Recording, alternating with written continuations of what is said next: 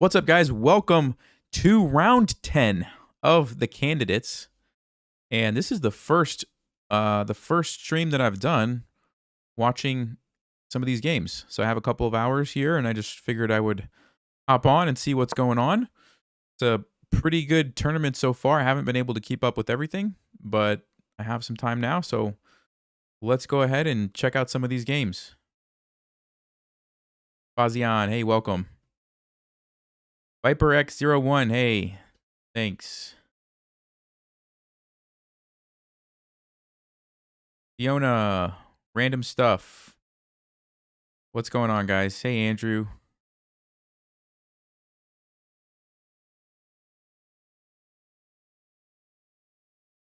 Rahab, what's up, dude? Hanging in there, man. How you doing? How's life with an extra kid? Hey, thank you. Okay. So if you have any games that you want to look at, feel free to let me know. If not, I'll kind of be just jumping around just to see what's going on. Let's do a quick recap here of how we ended up in some of these positions. So, okay, Rui Lopez, the Berlin, pretty common. We see this a lot at the top levels. Defends the pawn, bishop c5, trades right away. Queen to e2, and the knight drops back. Bishop e3, okay, offering the trade of bishops here. Yeah, Rob, I understand that. Oh, nice. That's cool. Very good. Yeah, kids are great, but they're also a lot of work and change everything. So I get that for sure. Okay, yeah, let me actually show you guys the standings. Let's see. Here. So it's a tie for first. Gukesh and Jan with 5.5. And then Prague is right behind with 5. And then there's a 3-way tie for fourth. So Hikaru, Vidit, Fabiano. So it's pretty close. It's anybody's tournament right now. And there's still, is it 14 rounds? I think there's 14 rounds. So still a few more rounds. So anybody can win it at this point.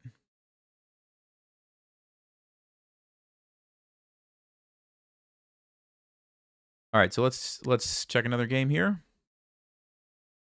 Garu with 4.5. Let's see, how did we end up here? Okay, Petrov. He takes it, goes back. D3, D4. Looks like a...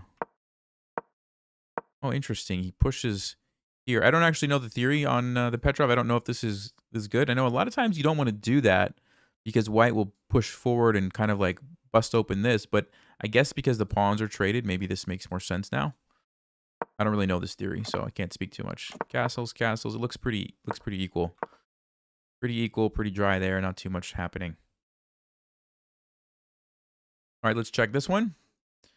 So Gukesh, oh, this is the first place game here, so this is going to be important to watch.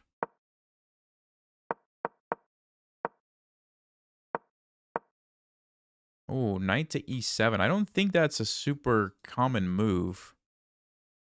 Interesting. It's kind of like the Cozio. What is this called? Where's the openings?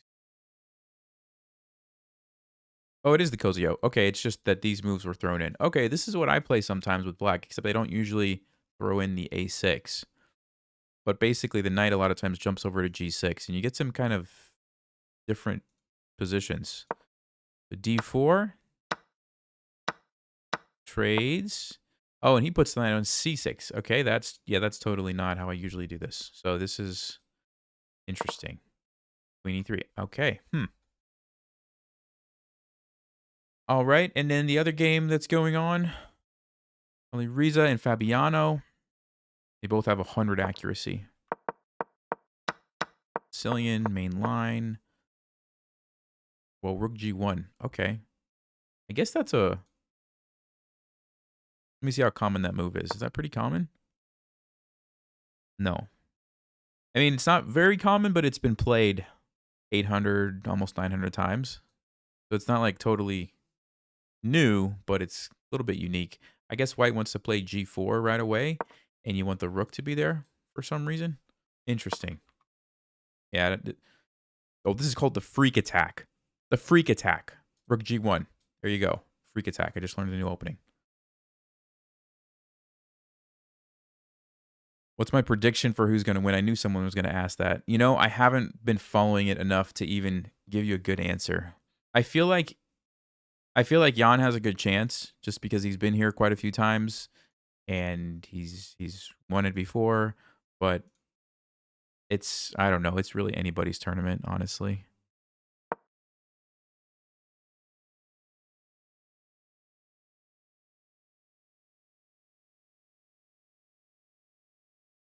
All right.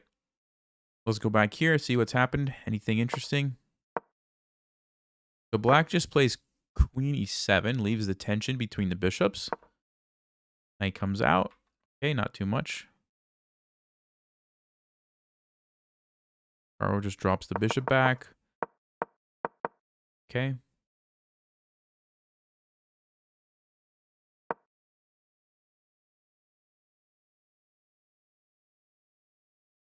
You guys have questions about any of the games? Let me know.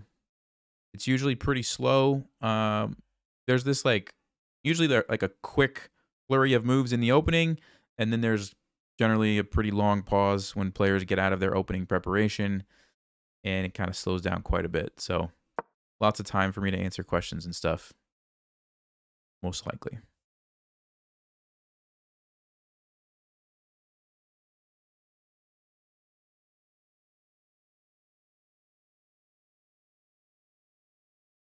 Okay, so we're already out of the opening database here after h5 has been played a few times.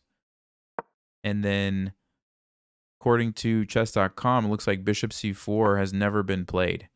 So that's interesting. Already we are out of the kind of the main theory here. Looks like Fabiano knows what's going on though, because he hasn't used any time. So he's probably prepared something here. Interesting.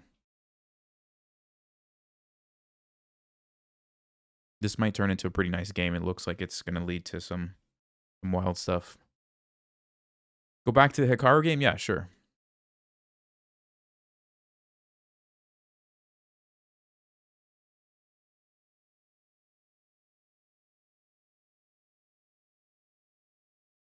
Who am I rooting for? Good question. I'm not really rooting for anyone. I'm just kind of watching to see what happens. There's some interesting games, and I don't really care too much. No, I'm not in the tournament because this is these are the top players in the world, and I'm not there. Not even close. So that's why I'm not in this tournament.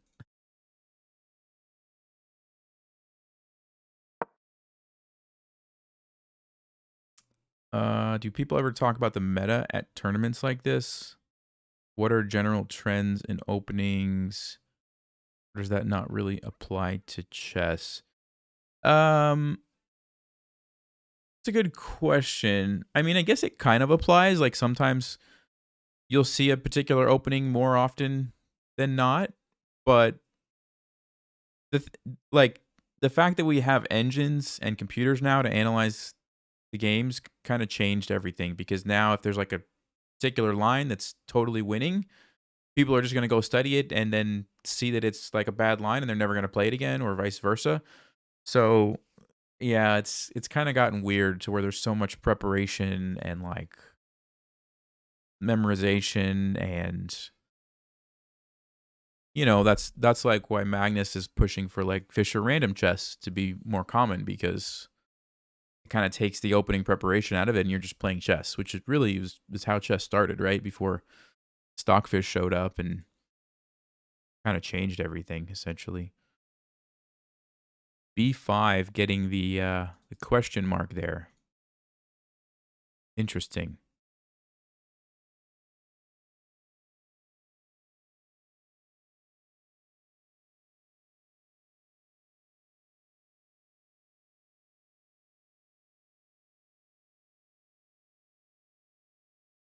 Ufada, thank you. I appreciate that. Appreciate your confidence in me.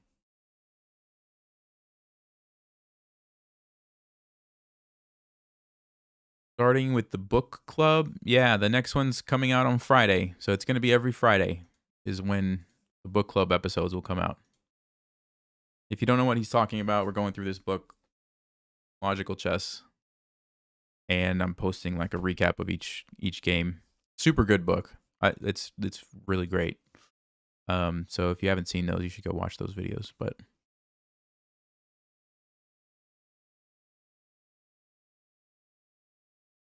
seeing a lot of Rui Lopez this year. Yeah, Rui Lopez is one of those that's played quite a bit.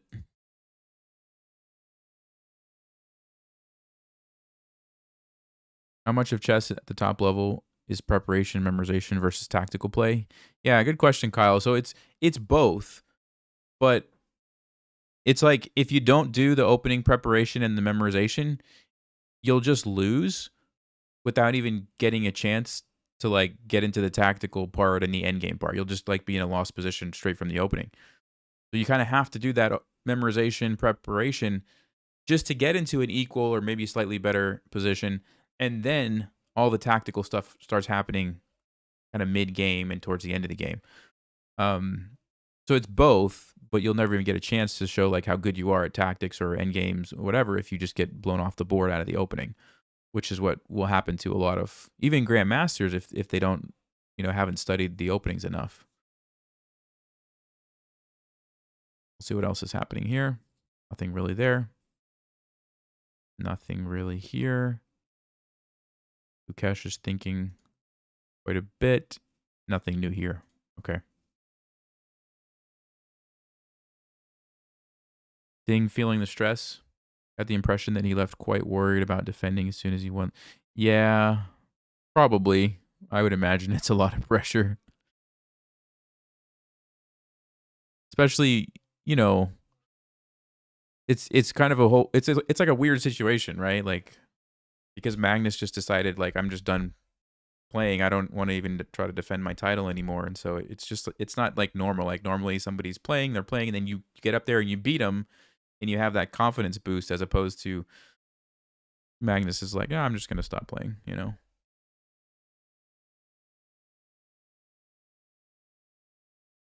I like the perk defense. Not particularly. There is a gambit that I've been playing against the perk that I like. G6. Yeah, this is an interesting position here. I'll show you guys. Let me see if I can do this. If I do this, yeah, there we go. Pretty good. So the perk is E4, E5, knight F3, knight F6. You take this, and they always play. Sorry, this is the Petrov. You asked about the perk. I was totally thinking about the Petrovs. My bad. Well, since I'm here, I'll show you the gambit that I was thinking of, and then I'll go back and answer the question about the perk. Totally got the openings mixed up. There's a gambit here. What is this called? Cochrane Gambit, where you basically sack the knight for 2 pawns. You expose the king, and there's like no immediate pressure. It's just like a long-term kind of thing where you're just going to develop your pieces. Black's going to do, a lot of people will do like this, but whatever they want to do. And, you could push here. You have these pawns. You can castle. And I've had a lot of fun with this and actually pretty good success playing this as white. And it's kind of nice because the alternative is you just go back and then they take you. And it's just this like super boring position where, yeah, there's just not much happening. So I've had a lot of fun with that. Now, to answer the question about the perk, yeah, I like the perk sometimes. So D6, knight F6. If I want to go for like a King's Indian type setup against an E4 opening, then yeah, I'll play this. The issue for me with the perk is that there's a lot of other lines against E4 that I like to play. So I don't play it very often because I want to play E5. There's some cool lines there. I like playing the Scandinavian. There's some cool lines there. And so because of that, that's why I don't generally go for the perk. But there's nothing wrong with the perk. It's a good opening. It's good for black. For most intermediate level. All right, let's go back to the games here and see. We've got G6. E7's finally been played. Rook to E1. Okay. Any questions on any of these games that you want to talk about? We'll see if we can figure out what's going on.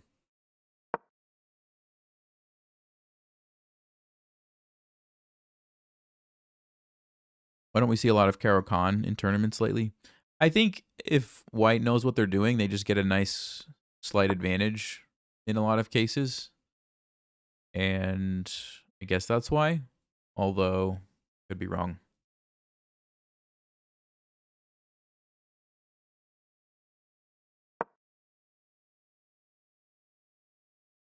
Yeah, this game is going to be really interesting. It looks like black is maybe planning on castling kingside. And white is kind of ready to attack. You can't, I mean, I don't think you really want to play G4 right away because it's just going to lose a pawn. But you could play F3 or H3 and then try to do that. Yeah, and I think white's going to castle over here. It'd be really interesting because black's going to attack like this. White's going to do some stuff over here. Going to be a good one to watch.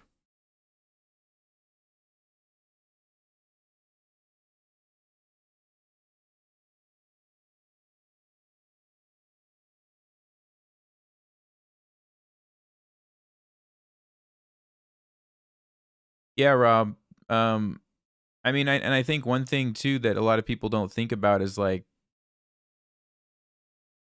playing chess at the highest level. It's like really mentally draining, and after like years and years and years, that's one thing. But then also just like I think there's a lot of like rules and requirements and things that go along with the world championship that maybe were inconvenient or just like Magnus just didn't enjoy. And so there's more to it than just the actual like playing chess, but there's all this other stuff that I think he probably just got tired of. And you know, if it's your life goal to like, I want to be the world champion for as many years as I possibly can, well then yeah, you're gonna put up with that and you're just gonna see how long you can keep the title for. But if he's happy with like, hey, I was champion for, I forget how many years it was, but and he's content with that, you know, like I totally get it. Like, let me just go focus on other stuff because he can still play chess, which he is, right? He can still play and have fun competing, but he can kind of do it more on his own terms, I guess, is the idea. But what do I know?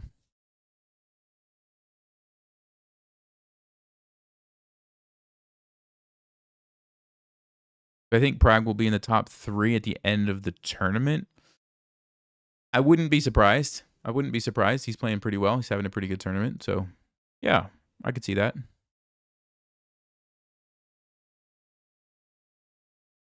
Unusual to see the Scandinavian at this level. Yeah. Scandinavian's another one of those openings that at the super high level, I think you don't see it very often. White usually can get a pretty nice advantage.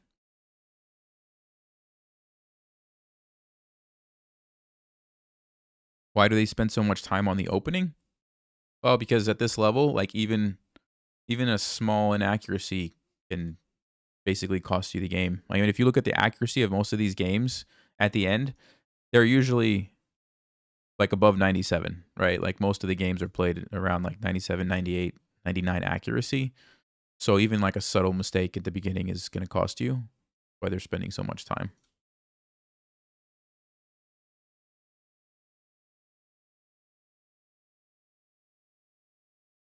Bringing the knight back.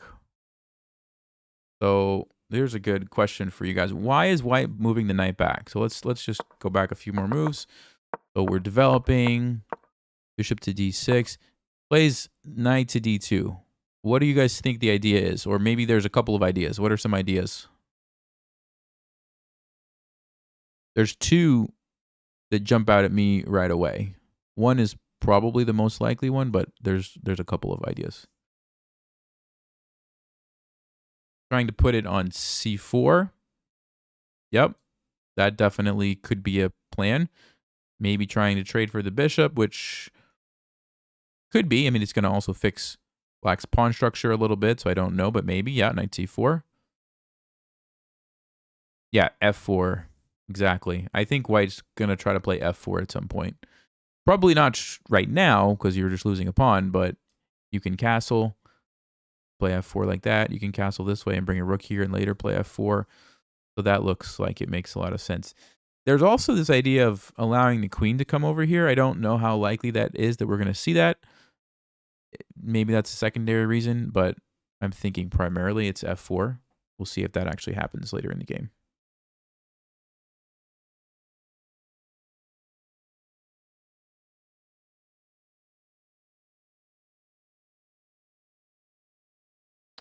Let's check Hikaru's game.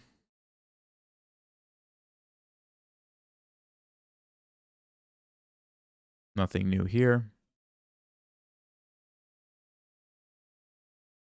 Tricks for memorizing opening lines. So it's not really a trick, but this is just what I usually do. Once you put in your opening lines into like an analysis board, so like let's say I'm over here and I'm studying the, I don't know, Scandinavian, and I'm working on the Icelandic gambit, and I'm, what's the move here? Bishop to b4 check, knight to c3. I'm learning this opening. Let's say I want to do the knight to e4 line, queen to d3. Once you get all your moves in, you would want to save this as a study. So you could save it on chess.com and add it to your library. You could also save it on like Lichess, however you want to do it. And then you can just easily go back later and look at all the variations that you learned and just kind of quiz yourself, right? So like if I'm going through this, I'm like, okay, I play here. What's white going to do? Usually they take. I'm going to take back with the bishop. Usually they play, what is it? Quiz yourself to make sure you remember it's d4. Then what am I going to do? It's bishop to b4 check. If they play knight c3, I'm going to play knight e4. If they play something else, and you just keep quizzing yourself. That's really all it is. Other than that, it's not really a trick, but just like saving it so that you have those lines handy, and you can make like files for particular openings. So like one file for the Scandinavian would have all your Scandinavian lines. Another one might have all your, whatever you play for white, your e4 opening, your d4 opening, whatever, and you could just go back and learn those. But some people are just really good at memorizing stuff. Other people are not. Like when I was younger, when I was a kid, I was really good at memorizing lines. Now, not so much.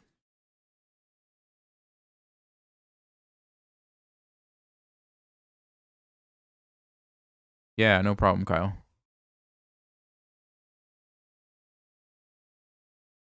Will I cover the next round of this tournament? No, probably not. This was just like a one-off thing where I just wanted to at least get one round covered.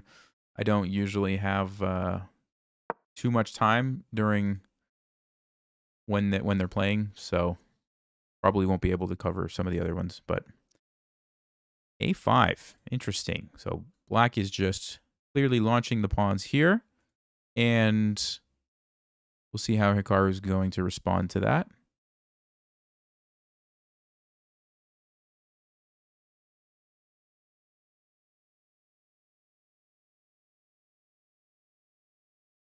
What do you do when your opponent plays an opening you're not familiar with? So usually you just want to keep following like the basic principles. So, control the center, develop your pieces quickly, castle before move 10. Don't bring out your queen too early. Don't move pieces too many times in the opening. Don't make too many pawn moves. Like all of those things, as long as you're doing those things, you're going to be fine, regardless of if you've seen the opening that your opponent's playing or not. Very rarely do you have to break those principles to respond to something. Like sometimes you do. Trying to think of a good example. Like if they're just immediately, throwing this pawn forward and attacking your knight. Well, okay, maybe you can't keep developing or you can't castle that direction because there's like pawns over there. You might have to adapt, right? But most of the time, follow those rules, develop your pieces, control the center, castle early. You're going to be just fine regardless of what they're playing. Do you think d4 or e4 is better? They're both good. Just a matter of preference. If you like to play aggressive, open tactical positions, I would recommend e4. Not, I probably would be like c4 English or something, but d4 is a little bit more positional usually. That being said, there are some aggressive openings out of d4 also. So it's see what's going on here. So black castles. Queen to d2. We saw, well, I don't know what just happened there. Knight to c5. All right. What do we think Prague is going to play here? I know some people had said knight to c4 before. There's also maybe castling. What do you guys think?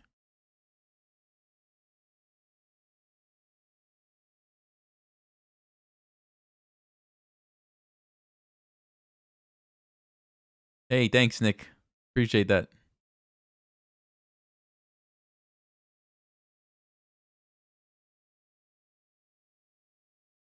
Someone said b4. Interesting. All right. So that's I'm glad you suggested this move because yes, you are attacking the knight and you're going to make it move. But after the knight moves, you want to ask yourself the question, what's going to happen after that, right? Like, let's say, this is analysis mode now. This is not what was played. But if I go here, the knight's going to move somewhere. Let's just say it goes back here. Now what's happening to that pawn? Well, probably have to defend it, something like a3. And what if black just keeps attacking you now? And what ends up happening is that b4 pawn is probably actually a weakness that you have to deal with. Because if you take here, you got to worry about this, and then you're probably losing 2 pawns. If you don't take, black's going to take you. If you try to push by, you potentially still losing this pawn. And it just goes to show, like, every time you move a pawn, you know, it leaves behind something, right? And it can potentially become a weakness. So I don't think we're going to see b4 here for that reason. But good good question. And hopefully that made sense. Castling. Okay. Which way are you castling? Are we castling queenside or kingside here? And what's the reasoning?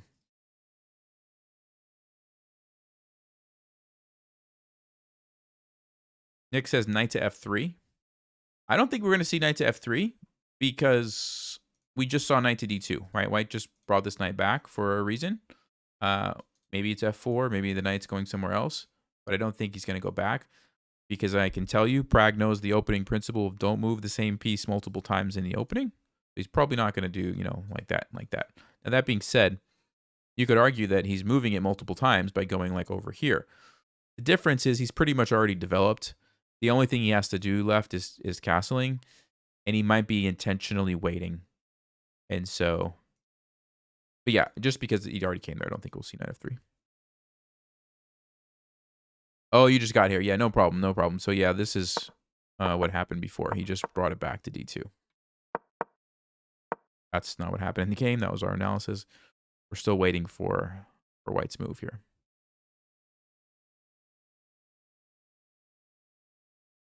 Castling kingside, you think is better? Yeah, I think they're both totally fine, actually. I don't really see, like, anything obvious as to why I would castle one way or the other. I guess castling kingside lines up a little bit more with the plan of f4 because you immediately get the rook there. And yeah, I think that probably would make sense, but realistically, I think they're both okay moves. How about d4 to get the bishop? Okay, that's an interesting idea. Yeah, d4.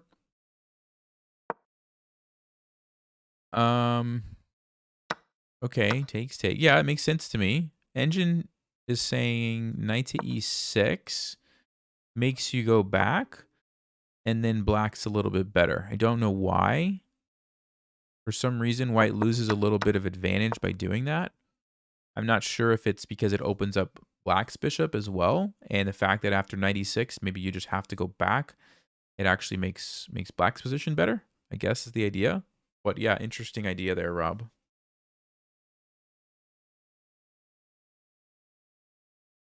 Okay, Nick says castling queenside because the knight on c3. That's valid. Yeah, that's a valid point.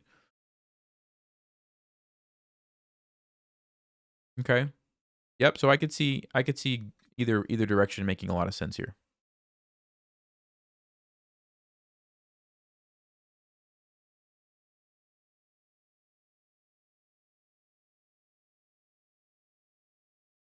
Is black looking to play bishop d7 or e6?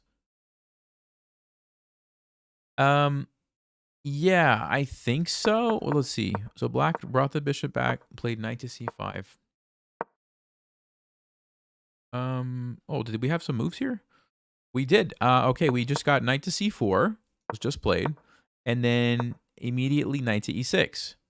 Well, I guess that answers the question about the bishop. So no, he wanted his knight on e6, and I guess going back to this position, what black noticed was where are the weaknesses in the position, right? Here and here are where I have control, and white doesn't have control with pawns. How can I get my knight to one of these squares? And that's why he decided probably to do this. So, and now that I see that, it kind of makes me wonder, like, now I was gonna say, is white gonna do the same thing, try to put the knight here and go to f5, but that doesn't really make total sense. Maybe it does actually. I don't know. Actually, I'm not sure. I don't feel like he wants to take that bishop. I feel like maybe he just wants to put the pressure on the e-pawn, but I'm not entirely sure, to be honest with you. Black seems to be pretty clearly wants to jump here with the knight. I guess that means the bishop has to go to d7, and then maybe he's going to castle one of these directions. It's interesting because both players are delaying castling, and I don't know if that's intentional because they want to see where the other person castles, or if they just don't feel like castling is a top priority right now. They feel like maneuvering the knights is more important for some reason. It's kind of hard to say exactly. I will tell you, Stockfish says the best moves are queen to d2 and castles kingside. I wonder why queen to d2. I wonder if you need that square for your knight to fight for these. Is that what Stockfish wants to do? Let's see, where does the knight go here? Let's say the knight jumps in here. What do you do? Then you play f4 and you have a little advantage. Okay. And if the knight jumps into here, you just take it. And I guess maybe d4? Now you can take this. Queen takes and then d4. Is that the idea? No. What do I know? Castle queenside. Okay. I'm going to stop trying to pretend like I know what Stockfish is going to say. It's clearly I don't. Anyway, let's go back to the game. Yeah, this is where we are. Knight to e6. Let me see what questions you guys have.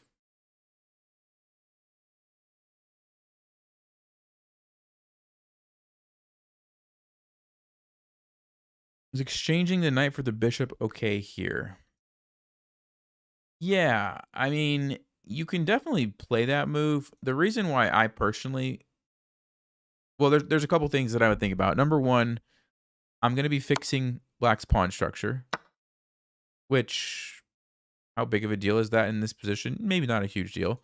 I'm also going into an opposite color bishop situation where my bishop is on the dark squares and black's bishop is on the light squares.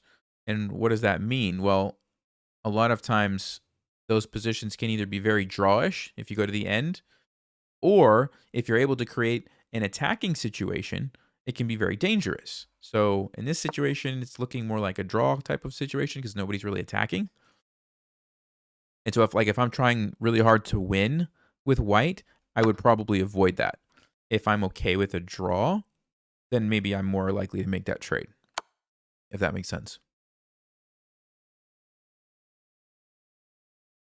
I mean, Stockfish listed as an okay move. It's a third option for Stockfish, so it's not a bad move. I just don't know that I would do that personally. I think he's probably more likely trying to put pressure here and have something after like f4 to maybe, I don't know, play e5. I'm not entirely sure.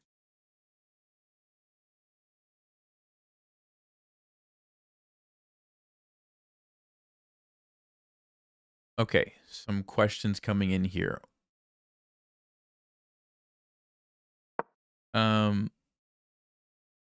I don't normally watch these Grandmaster games, but it really seems like their priority is to not trade pieces. Yeah, I wouldn't say their priority is to not trade pieces. I think that just a lot of times is the best move, and they realize that because you will sometimes see games where they do trade. Now, I guess candidates they're a little like it's not like some other tournaments where you see so many draws, so maybe they're trying a little bit harder to win, and so they keep pieces on the board. But in general, grandmasters don't try to trade or not trade. They try to just find the best move. If that's a trade, it's a trade. If it's not, it's not. I think. Isn't chess solved for GMs? You really want to play perfectly? The moves are known. E4, E5, knight f3, knight c6, bishop e5, knight f6, d3, d6, castles, bishop e7, c3, castles, and so on. Well, yeah, I mean, first of all, a lot of them do memorize a ton of lines, and yes, they're familiar with it, but it's not solved from the standpoint of like if somebody plays a random move that you haven't seen, like still got to beat them. And yeah, I mean, even if you know like, oh, I must be in a better position because this isn't the main line, you still have to figure out how to get checkmate. So no, it's not solved at all. I mean, chess engines can analyze like what is it like? I forget how many million moves a second, and they still can't solve chess. There's too many combinations.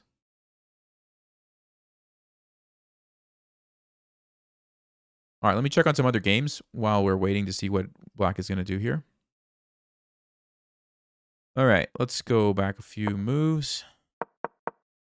So yeah, we saw a5. He played knight to e5. Okay.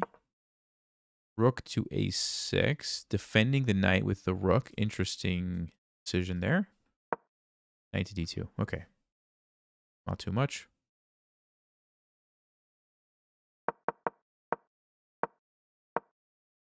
Okay. Still waiting for some action here. Okay, so we saw queen d2 last time, and now queen to a5. So lining up here, putting the pressure on the bishop, but it's already defended.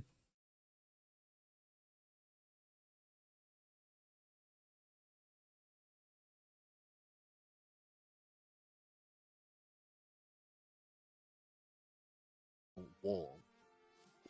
Marble what? Marble.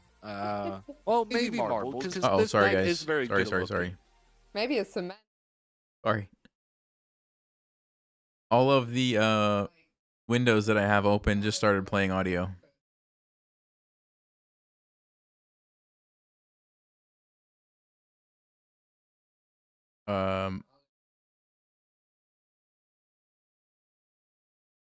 There's still more. Hold on.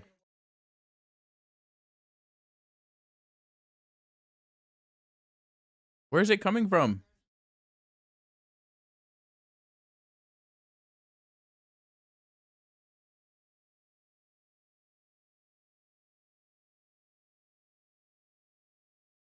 All right, I found it.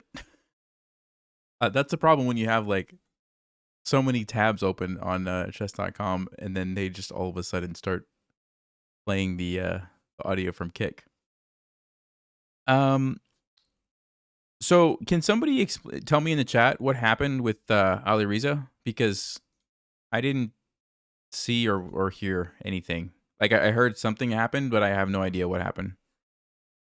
Can somebody like just type it in and explain it to me?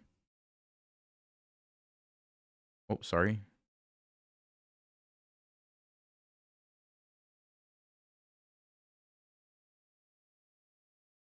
My computer is having some issues right now too.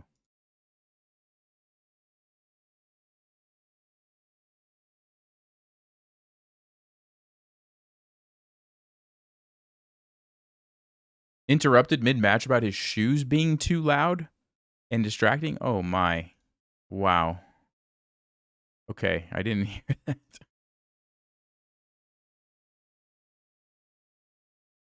They told him to stop walking around because his shoes made too loud of a sound. Oh my. Okay.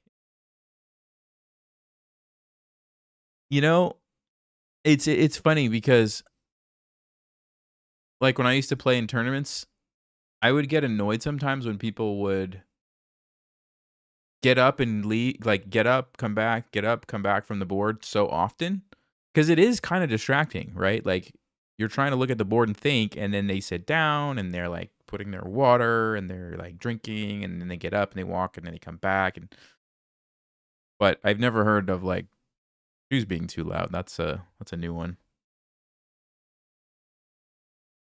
Interesting. Well, there's always something, isn't there?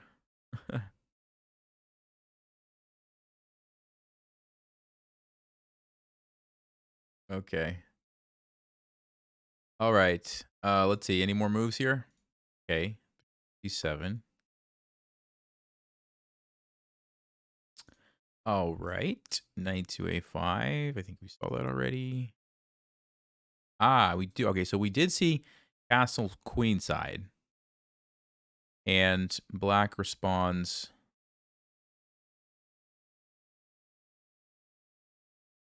knight C6. Okay. Yeah, this game's gonna be wild, I think.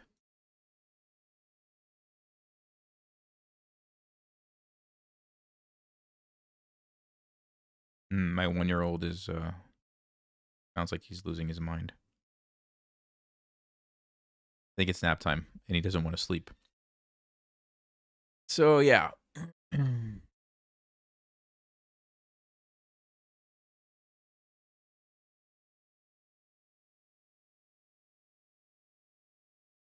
What's the best way to get a kid interested in chess?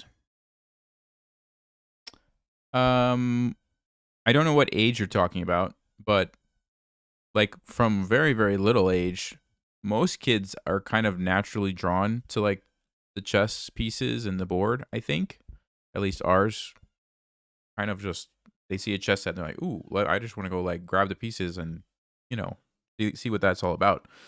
So I think very early they're just kind of naturally attracted to it, and you can just kind of let them, have fun with it. When they get a little older, I always had fun. I was like super competitive, and so I just liked winning. And as I learned and got better, I won more, and I just enjoyed that aspect of it. Some Yeah, I feel like if you're losing all the time, though, it's probably not going to work. That's a good question. That's a good question. I mean, I think just letting them have fun with it and not being too strict. Like I know there were some friends of mine growing up where like I think they were kind of forced to like learn and practice and ended up not really liking chess too much. And when they got older, they just quit because it like wasn't fun for them. So, you know, there's like a balance, I guess, is what I'm trying to say, right? Like you want to teach them, but you also want to let them kind of just do what's fun for them. So, like for example, I used to like to play Bug House growing up, which is where you have two people on a team on two different boards, and you take pieces on one board and you give it to the person on playing on the other board, and they could use it on their board. And then they give you their pieces, and it's this wild thing. But my dad, was like fine with me playing in Bug House tournaments, and I was able to do that and play in regular ones, and didn't really hurt me too much. At least I don't think so. Or maybe that's why I'm not a grandmaster. I play too much Bug House. But no, like kind of doing a balance. Is what I would say.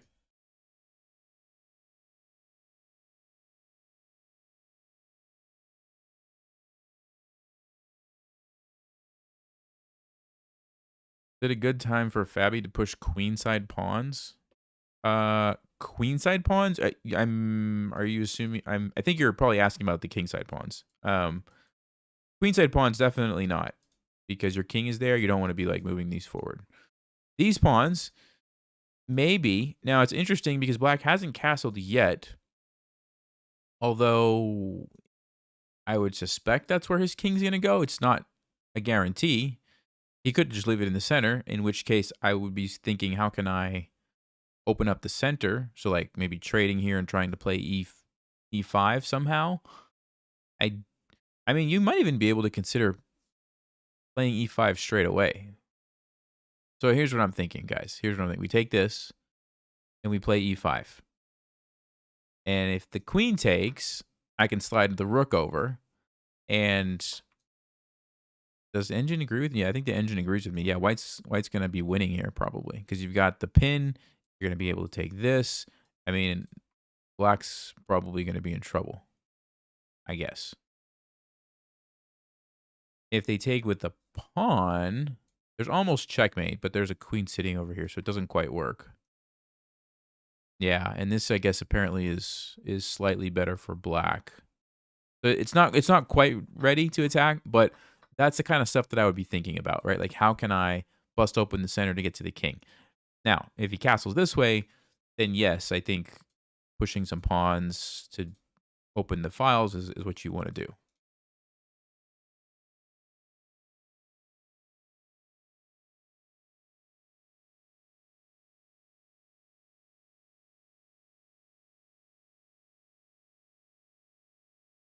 National Master is pretty simple. You just have to get your rating above 2,200. So for me, I'm in the United States. If I get my United States Chess Federation rating above 2,200, then I become a National Master. So that's the easy one. There's no norms or anything like you need for the international and grandmaster titles.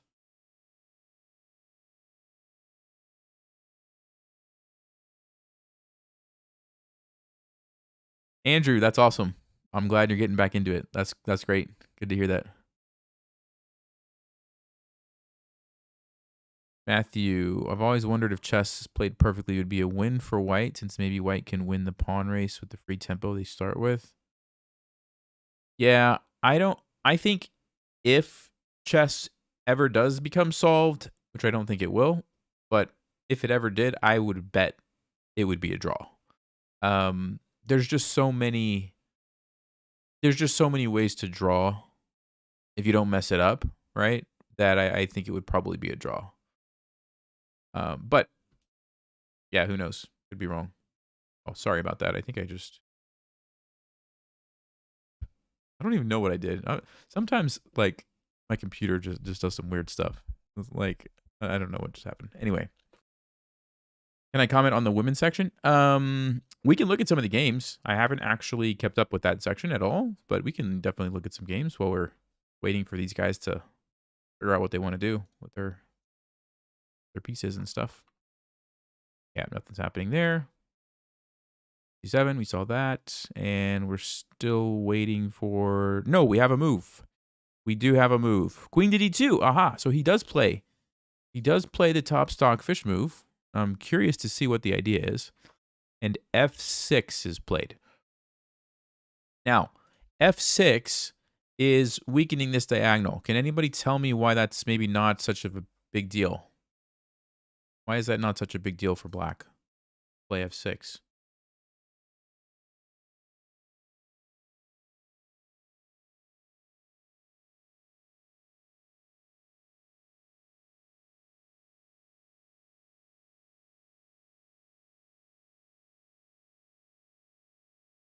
Because there's no light squared bishop for white. That's probably one of the biggest reasons. Yes. There's no light squared bishop. Now, there's still a queen. You still have to be a little careful. But the other part of that is the pieces are mostly developed at this point. So this is not the same as like at the start of the game, right? Where there's still pieces sitting on the back and, you can get into much more trouble. Once your pieces are developed, you have a lot more freedom to do different things, right? Like you can start making moves that maybe you couldn't normally make, that kind of thing. But yes, no light squared bishop is definitely a good big part of that. Okay, let me see if I can pull up some of the women's games here. 1 second, let me grab this. We'll see if there's any interesting games in the women's section.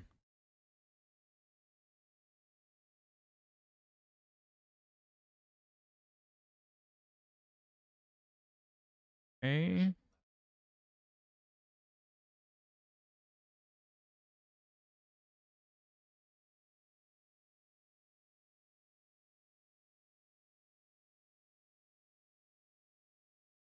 All right. What do we have? Let me check this one.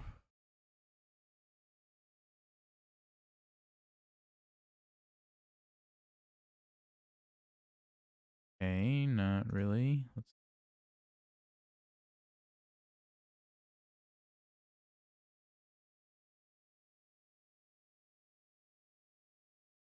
Okay, there's one game that looks like it might be kind of interesting. How did we end up here? Yeah, I'll show you guys this one. Let's see what this is all about.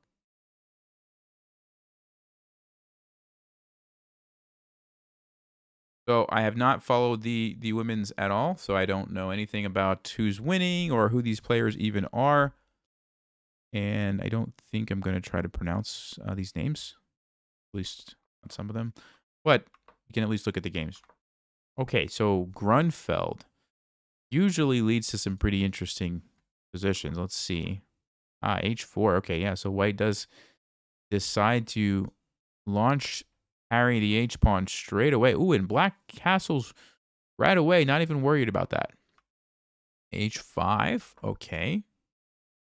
Aha. So this is a position that I would probably like to play more as white, as you can infiltrate here and go after the king. But let's see. Okay, we do see that.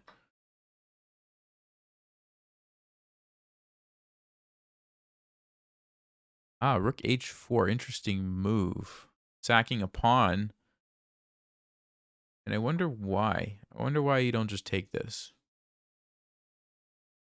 Maybe she was trying to open up the diagonal and figured that Rook H4 would kind of like force the issue here for black to maybe trade, I guess. Maybe is what the idea was. Oh, no. Now just take... I don't know.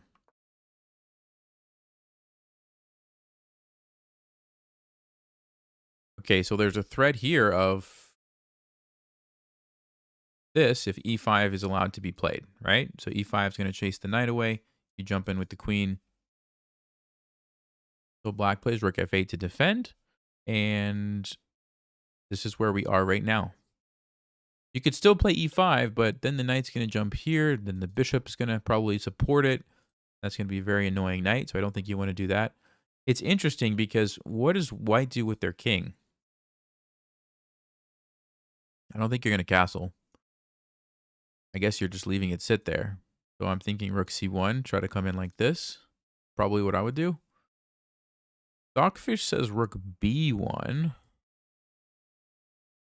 Or queen e5 to pin the knight. Interesting. Okay, I didn't think about that. It's pinning the knight, also attacking here. All right, so kind of an interesting game there.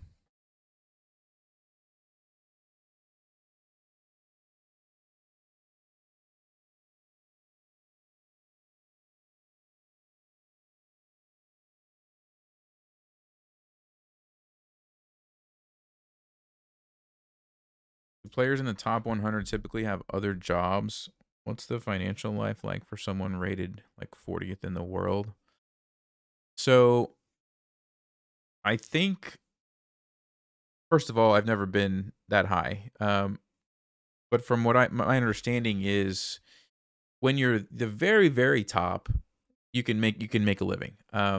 When you're like a little bit below that, where you're like a really good, strong grandmaster, but you're not like the best of the best, it's hard. It's really hard to do.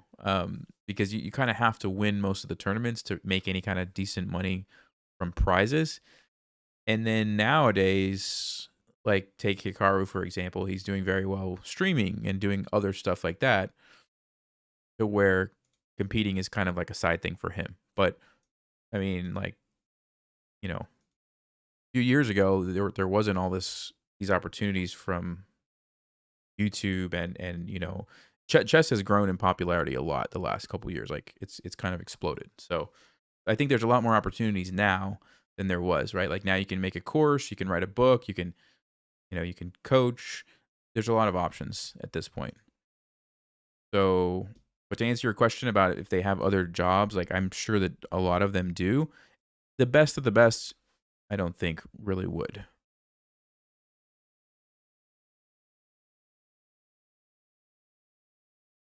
You believe I'll be in the top 100? Wow. Well, I appreciate that, but I'm not even really trying to get to improve at this point. So I don't think that's gonna happen. But I appreciate the confidence. Do I do any coaching? Sometimes, but it's very, very limited. I don't have a lot of slots, so kinda how tall am I? I'm 5'7". A lot of people think that I look taller than I am. Like, when you just see me, like, in person, nobody says, like, "Oh, Nelson's so short," but then when you hear 5'7", it's like, "Oh, that's pretty short." Kinda weird. I'm like a short person who looks like an average height person.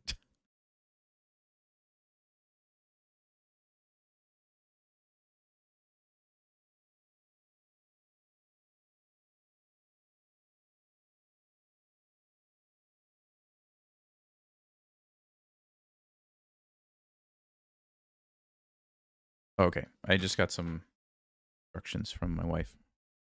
Um, you're 6'1". Yep, you would definitely make me look short.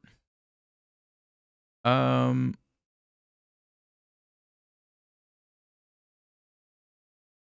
all right, so this game is stalled here. Let's go back to some of the other ones, see if anybody's played anything here. Okay, we do have a move. Aha!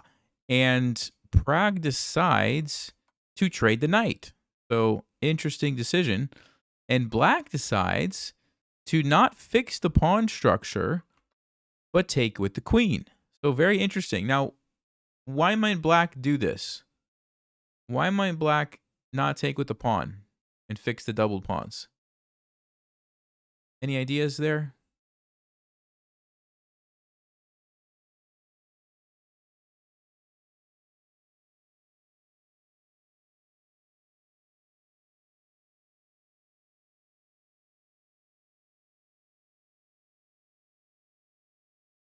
Putting pressure on d4. Yeah, I think you're exactly right.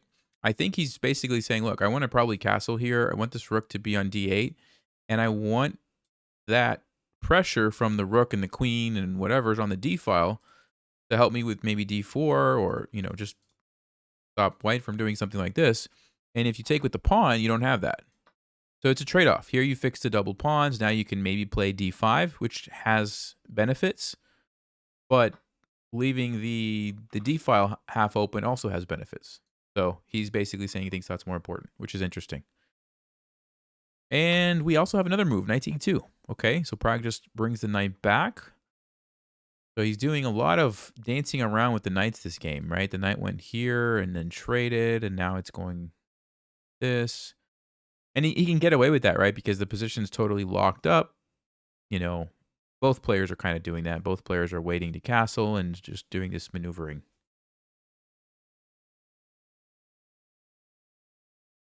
Who do I think will win the candidates? Yeah, people keep asking me that. I don't know. I think Jan has a good chance to win. I don't know if he's going to. Um, I think he's done a better job this tournament, I will say, of slowing down, which I think was one of his bigger weaknesses. So definitely going to be tough to beat him, but there's a lot of like really good players. So okay, Hikaru's been thinking for a long time after bishop c7. Very long time here. Wonder what he's going to come up with.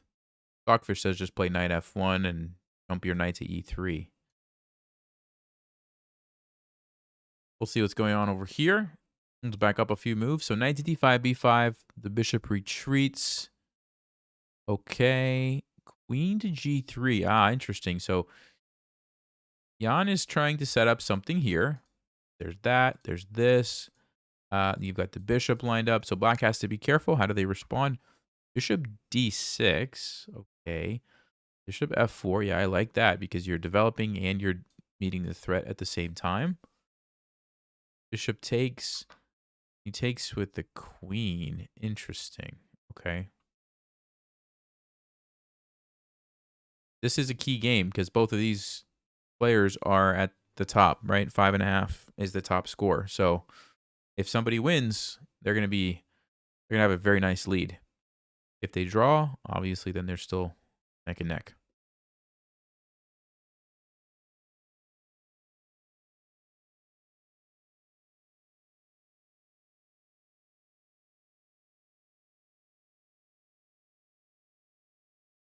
Um, you're watching the stream just after the chess former.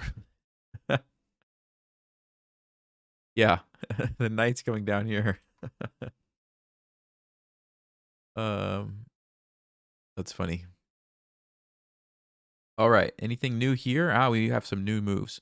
So knight to b3. Okay. So he doesn't trade. By the way, I'm going to turn the desktop audio back on so you can hear the pieces move. If any chess.com commentators start talking, I might turn that off again, but I like being able to hear that, so I'll put it back on. Anyway, knight to b3, avoiding the trade, making that queen move. Whoa! Oh, because bishop h6. Okay. Okay, I was like, what just happened? I see. You guys see that? See what's happening there? So it's actually just a big trade. It's actually going to be just a big trade. Which, honestly, I was hoping for some, like, crazy fireworks, some queen sacrifices, which we did see a queen sacrifice, but it's not really what I had in mind. Because now white's going to... I guess you don't have to take it. I guess you could play h4. And just take back like this. But I think I would take it just to make the rook go to an awkward square. I don't know. Maybe h4 is better. Anyway. Check this one. Okay, she did play rook b1. Game we were looking at earlier. And I'm going to... I don't know. Bishop c6, you can run into d5. So probably b6. And... yeah, it's a weird game. This is a funky position here. Do you think you'll become a GM? Not at this point in my life, no. Not unless I figure out a way to like make time to go to tournaments and stuff. But yeah, that's hard to do right now with a bunch of young kids. So, and I don't like really want to. I'm pretty happy with where I'm at. So, but maybe one day. I don't know. We'll see. Garu's still thinking a long time here. I don't know how much time he had when. Let's see. Oh, it doesn't show me the time. Doesn't show me the time. Okay. Well, I think he's been thinking for like 40 minutes on this move, if I'm not mistaken.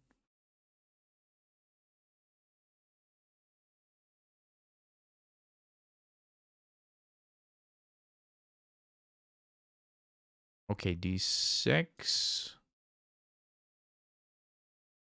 Hmm.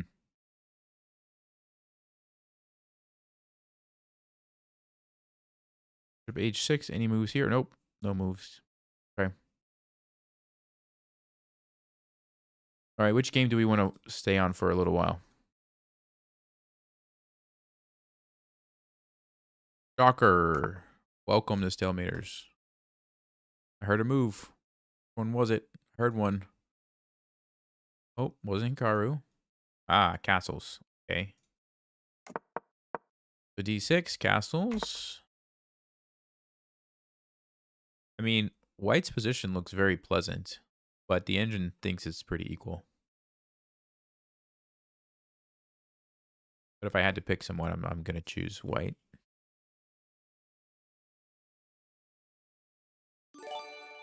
Watch Gukesh? Okay. We'll keep it right here.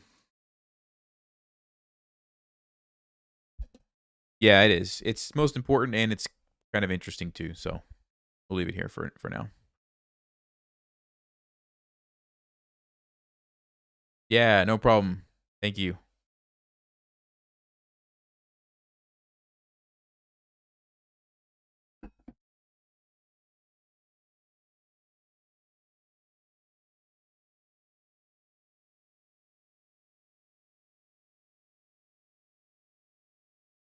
Just have to keep an eye out for a delivery. So I'm just going to check something really fast.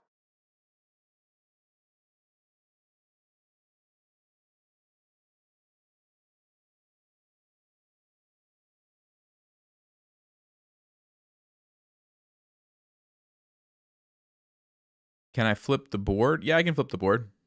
Yep, I can do that. Do we want to see this from Black's perspective?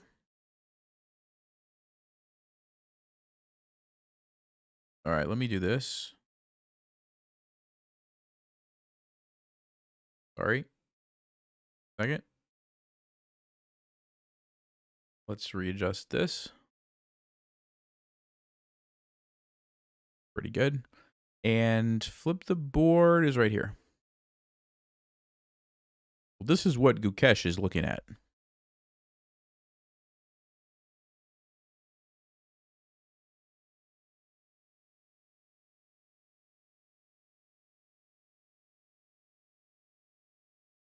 I mean, it feels scary because I feel like the queen and the knight. They keep happening. I don't understand. I have that window on a totally different screen, and yet it keeps popping up there. Anyway, the queen and the knight, without the knight on f6 like it normally is to defend, kind of scares me. So I don't know. I don't see exactly how white can take advantage of that, but it just feels like this knight is very, very powerful with the queen. Like there could be something that happens over here. So we'll see. Kip Gaming. Hey, I'm hanging in there. Appreciate that. Member for 12 months. Sorry that I don't stream much anymore, but I wanted to hop on and at least catch one round of the candidates.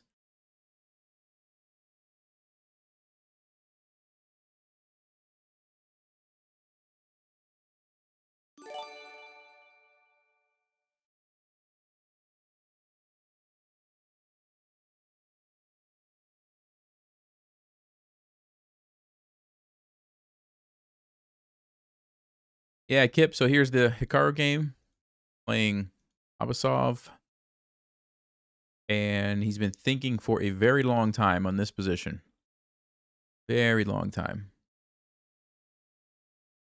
So Engine says knight f1 to e3 is the idea. We'll see.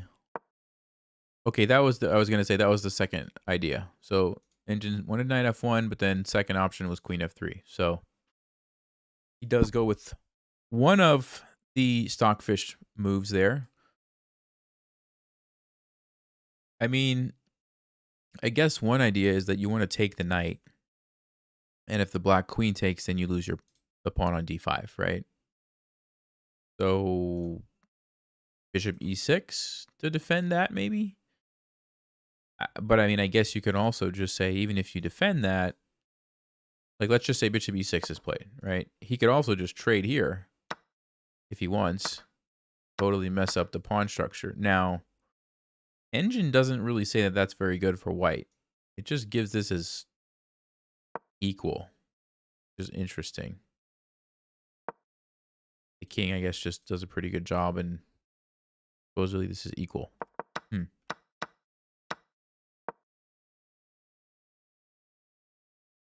Wait, Stockfish says the move here for black is knight to e7? And wow, what is the idea of... Oh, the rook. Oh, okay, I see. You're defending with the rook. How about that? But it's still not a good position for black because of b3. And then white somehow starts to undermine the pawns, I guess. Very, very complicated position. These are the kind of positions that I'm glad I'm not playing. He does go for... Wait, no. No. Sorry. This is the game. Black's still thinking. Okay.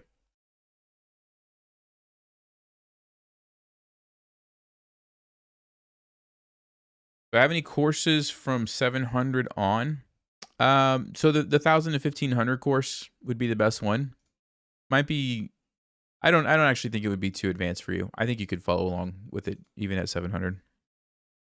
And there's going to be a new course. New and improved with all kinds of extra stuff. Much better than the first. I mean, I've had good feedback on the first course, 1,000 and 1,500. I've had a lot of good feedback, but I wanted to even like update it since it's been a while. And so there's a new one coming out, but it's going to be a few months because, yeah, it's yeah, like I said, it's going to be much better. Okay, 97 was played. There we go. So he does, and I mean earlier he played rook a6, so this kind of fits with that idea, I guess, right? Of like swinging the rook over to defend, which is kind of a cool little defensive maneuver here. We'll see what Hikaru is going to do about that. Let's jump back to Gukesh here for a second. Any moves? Nothing yet. Check this game briefly. We did see h4. So Fabiano's basically saying, I don't have to take it. I'm going to let you take me. And then I get my pawn on g5, which is kind of annoying to the black knight.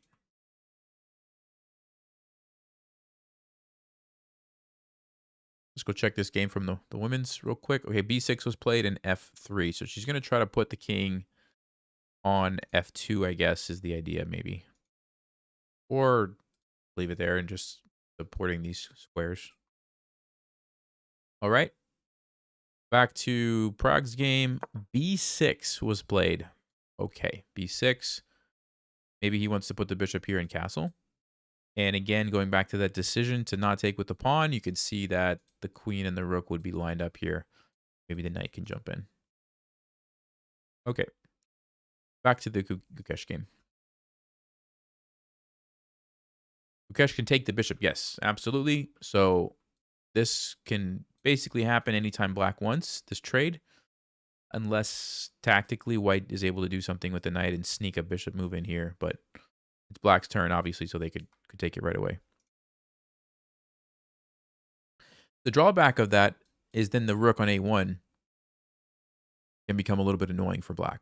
But doesn't look like the knight is doing too much. I guess the other option is you jump the knight to c4. And you block the bishop off. And if white wants to take you don't open up the A file. You actually open up the B file, and you can use that with your rook. So maybe that's what black is thinking, like which of these options to go with. Stockfish is saying there's so many different moves, though. You could play bishop e6. You could even... It's interesting to me that rook e8 is even a move here, because that's going to leave this undefended, but Stockfish is not afraid. I guess there's no way for white to take advantage of that. You play rook e8. What's the story behind Stalematers? Oh, there's no story. It's just when you make like membership tiers on YouTube, you just have to like name them something, and I was like Stalematers, Spectators. Yeah, I'm still confused as why it keeps flashing the YouTube Studio dashboard up there. I have no idea. I have no idea. Anyway, have I ever played against a grandmaster? Yes, I've played against a few. Oh, there it is again. What is happening? It's like it's almost like I don't know how to use a computer over here, you know? Like if you could fast forward like 50 years when I'm like 80 something, like what's going on with my computer? Like where's this window coming from? Somebody please help me. You know, call in the grandkids, you know, like, hey, fix this for me. That's how I feel right now, this moment, kind of with this thing happening. Don't really know why. Yeah, I've played a few grandmasters. Have I beaten a grandmaster? I think I've beaten a grandmaster before. I have. And I've drawn a couple of them too. I'm trying to think who the best victory I had was. Man, I'm not going to remember. I don't have the memory of Hikaru. What does Stockfish say Gukesh's best move is? Best move, knight takes b3. Although it's basically a toss-up between knight takes b3 and bishop to e6. So bishop to e6, you're just going to develop the bishop, and let's say white brings the rook over. You could actually take it next move, or you could bring your rook to e8. This is one kind of idea that Stockfish has in mind. And the other idea is you take it right away. Sorry. You take it right away. Oh, it says white's best move is to take with the c-pawn. Fascinating. I don't think I would ever do that in a game. I would definitely take this way to open up the rook. Wow. I guess the c file. Okay, the c file can be useful too. Now that I'm looking at that. And then rook e8. And then let's see, f3. This is kind of what Stockfish thinks what should happen. Bishop e6, something like this. So you trade the bishop, but basically it's the same plan as what Stockfish is saying. Look, the bishop's got to go to e6, the rook's got to go to e8, the knight trades for the bishop, and it's relatively equal. So we will see if that's what actually happens. Wait, why does it say? Oh, he did. He did play. I didn't see that. He just played it. Okay. He did play bishop e6. Great. And Jan plays rook f to d1. Interesting. So instead of bringing the other rook over to the king side, he brings this one here. And I'm wondering if he's leaving that because after this capture, he wants the rook to be there. Or maybe after this capture, he wants the rook to go to the c file and line up on these guys, which does kind of make sense, right? Yeah, okay. Interesting. So here we are, and Gukesh is thinking again.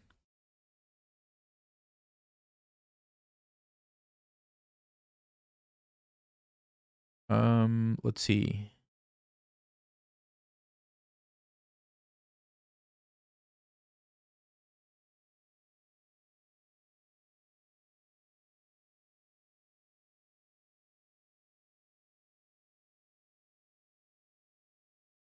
Do I coach? Yeah, I do have some slots available, but I'm not like really advertising it. But yes, if you really need to get in touch with me for like a lesson, you can probably, find a way to do that. Who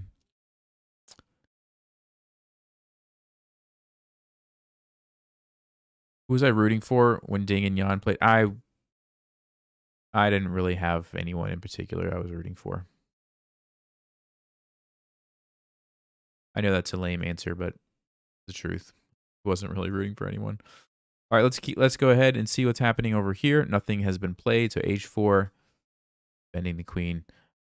I mean, I guess it is kind of tricky because you don't have to take. You can leave that tension for like potentially a few more moves depending on what white's going to do. So that's what he's trying to decide.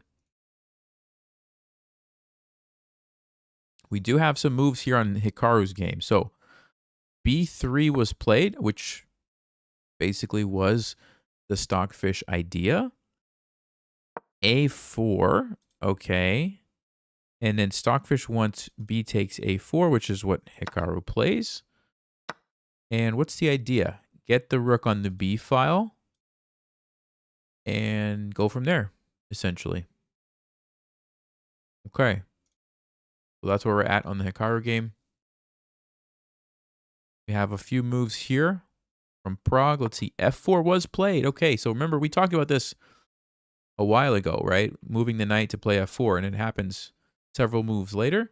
He's got 3 defenders, 3 attackers, so he's okay. And we do start to get some trades. So we'll see if anything else is going to happen. But right now, we're going into that opposite color bishop endgame. I'm going to say this is looking like a draw. Of course, it's still early, but definitely, leading me to believe this is going to be a draw.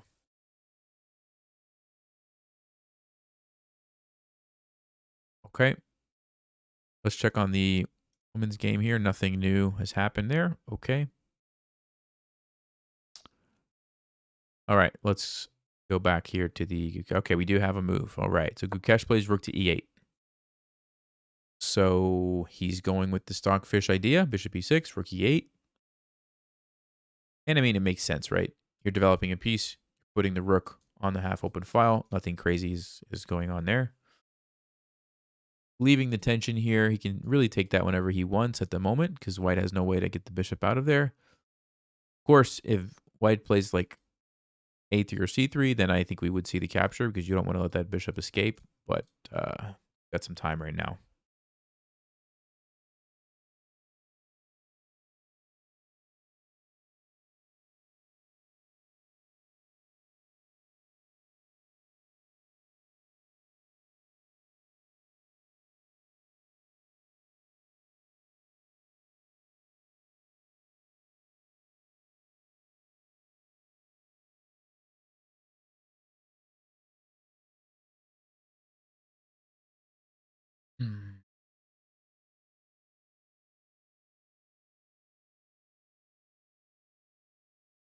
What do you feel the chances are of someone starting chess late in life and becoming a master? That's a good question. It depends on how late in life you're talking about. If you're talking about you know, like 20, maybe 25, if they're serious about it, I think and they have some natural ability, I think they could definitely do it. Talking about like 40 or 41, um unlikely, not impossible, but unlikely. You'd have to have an awful lot of, you know, dedication and put a lot of work into it probably, because it's just so much easier when you're a kid, right? To memorize openings, to learn the tactical patterns that you need, like your brain just picks up on everything so much faster.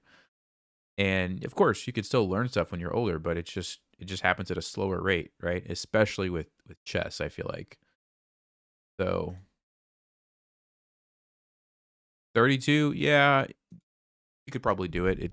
But again, same answer. It's going to take a lot of work.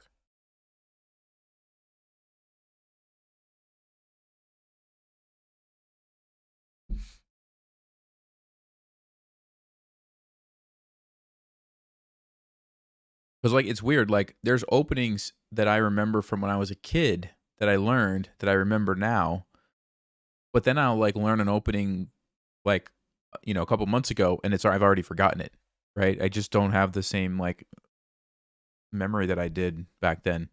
And of course, like people are different. Like it seems like some of these super GMs somehow, even as they get older, they still like remember every game that they've played, recently. And I just don't have that memory. So chess with viewers, not. Oh, there it was. Somebody commented that it's a YouTube thing. Is it a YouTube thing? Taking over my stream. Is that what's happening? Kind of freaking me out.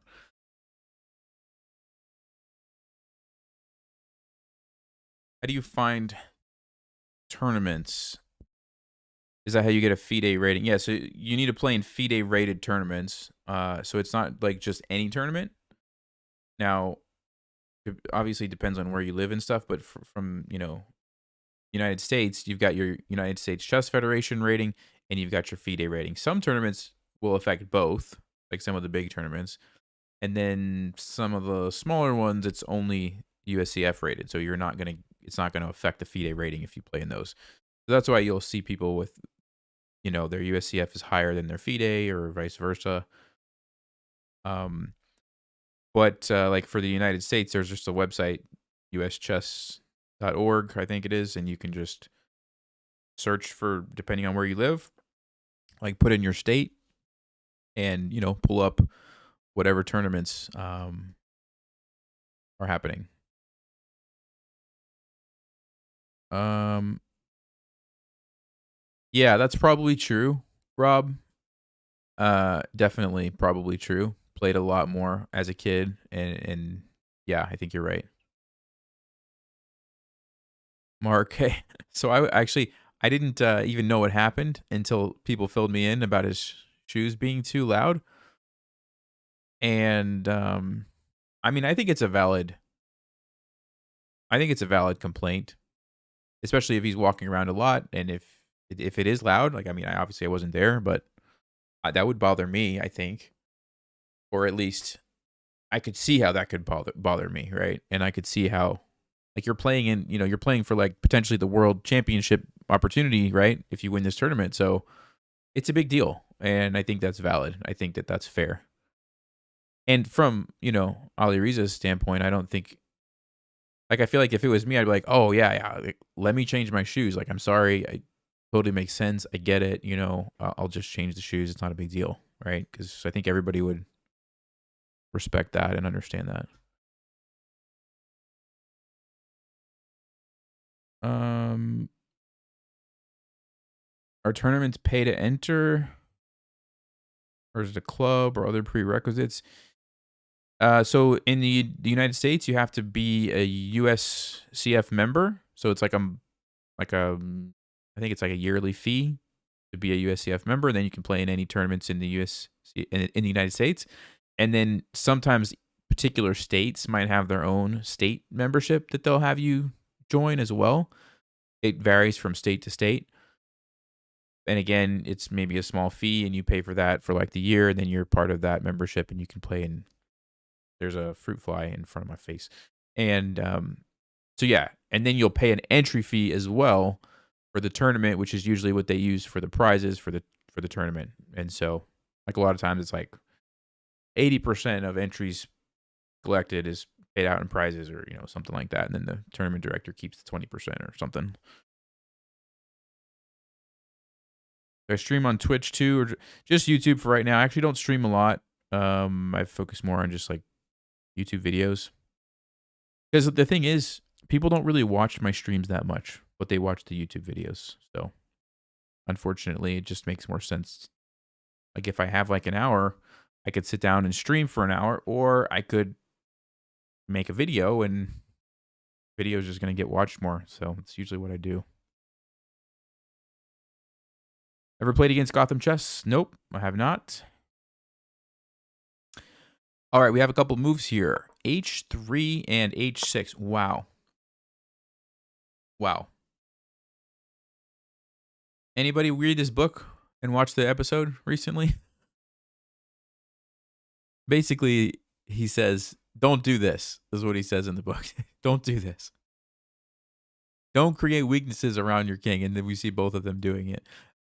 But one of the points that I mentioned in one of the previous videos was like, as the game gets closer and closer to the end, this becomes more and more likely to be a valid move, right? Because the weaknesses are less of a big deal, and the back rank mate becomes more of an option, becomes more of a risk, right? And so I guess you could argue that's what's going on here. But it's just funny.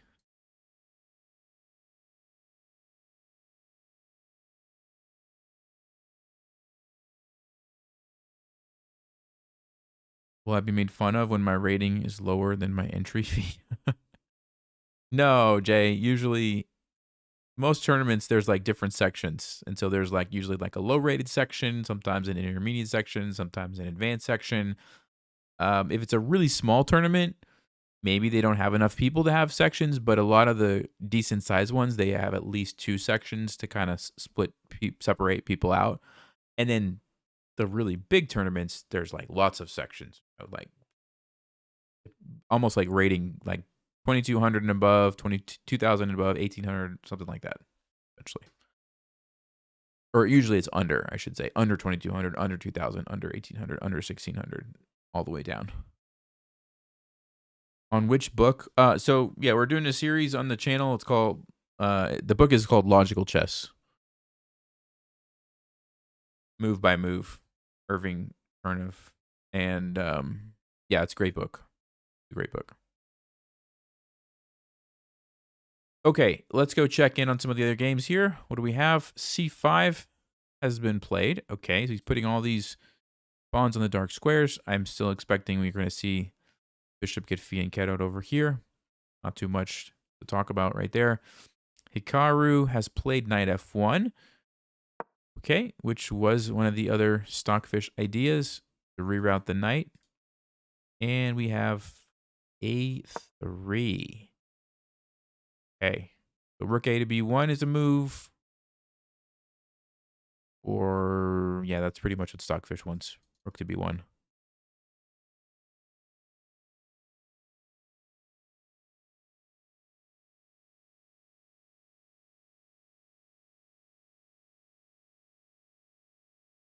Your chess club bought the book, and you had a young player come to you for help explaining he didn't like castling because he would always get checkmated. Yeah, yeah. Nice. There you go. Now you know why. Let's check. Uh-oh. Uh-oh. Okay, this is like the first big mistake that we've seen. And yeah, I'm wondering what's going on there.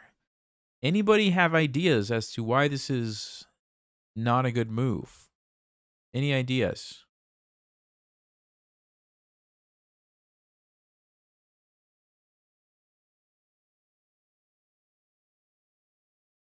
First significant mistake that I think we've seen in all 4 of the games, actually.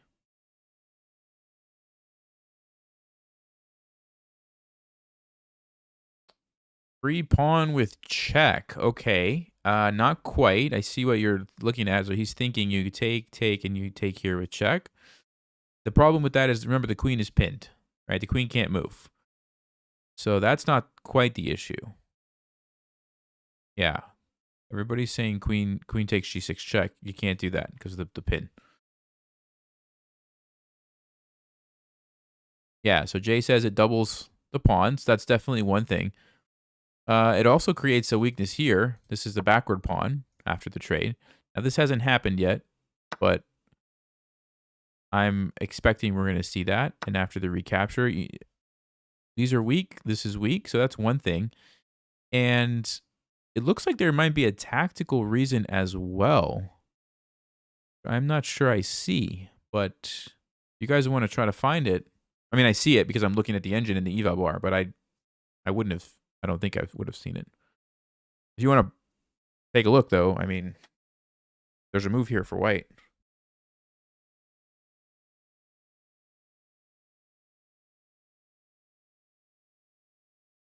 Oh, I see it. I do see it. I do see it. Yeah. It makes sense.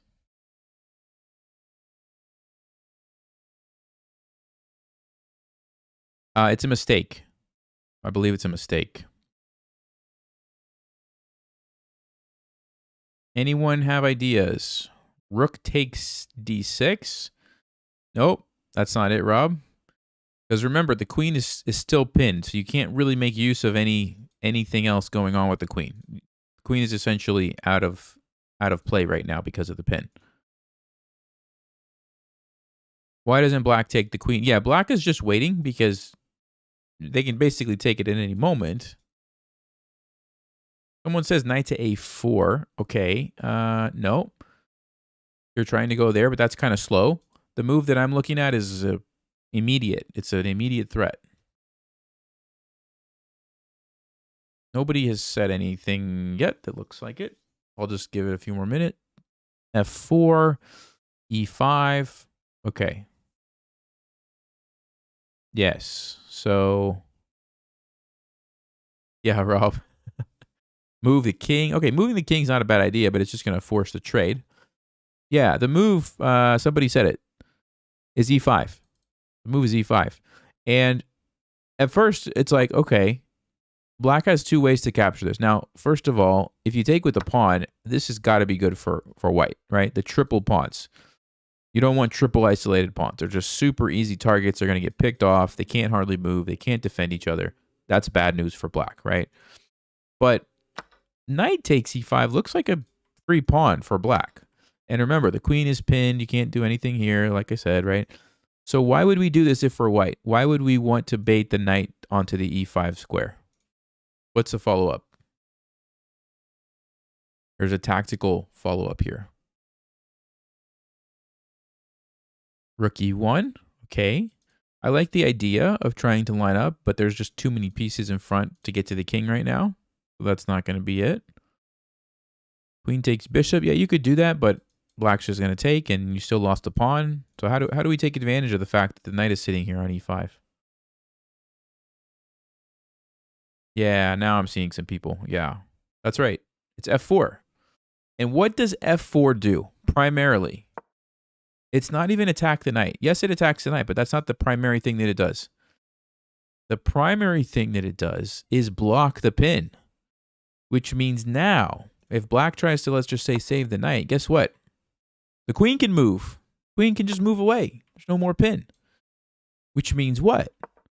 Which means as soon as you play f4, black has to take the queen. And now do you see the problem?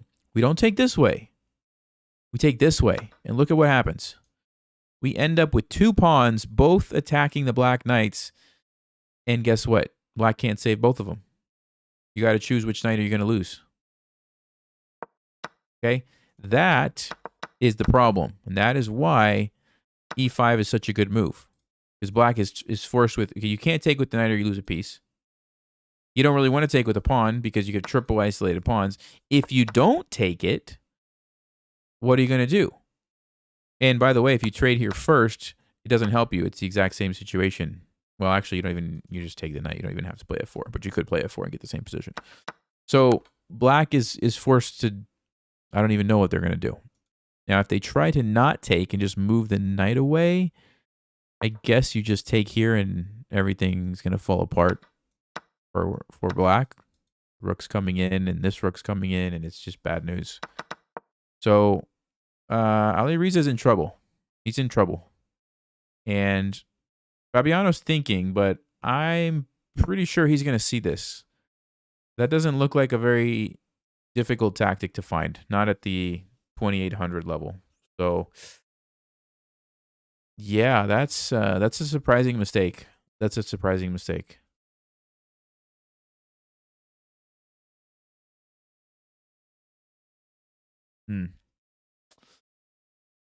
I mean, it happens to the best of us, I guess, but wow. So that's it. Bishop takes you. And this is a risk. Like when you try to get too fancy sometimes when you have a pin like this, right? Sometimes tactics can pop up, and that's exactly what we're seeing here.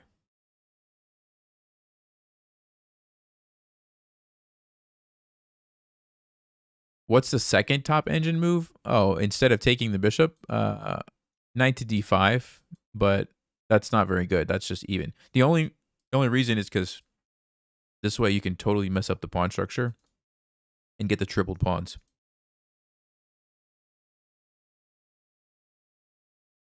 Wow.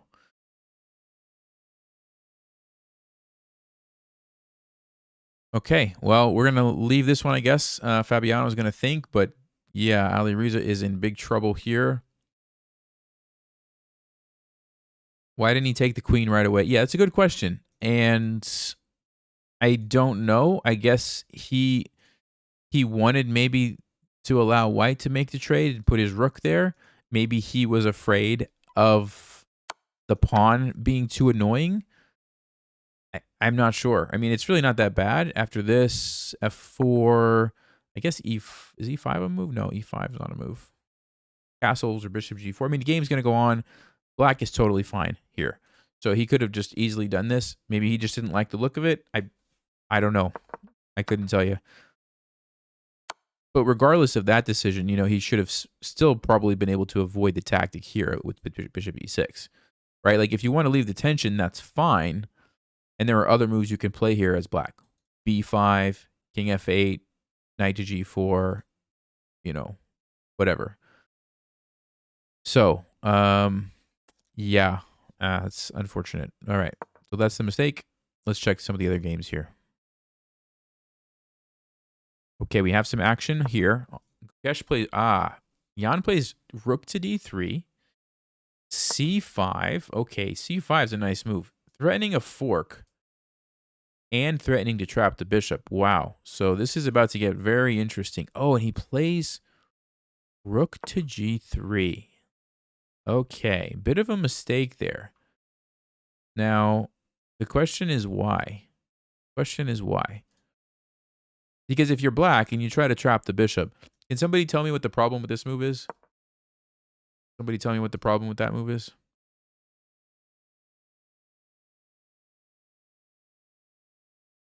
How is white going to make you pay for this if you play this move trying to trap the bishop?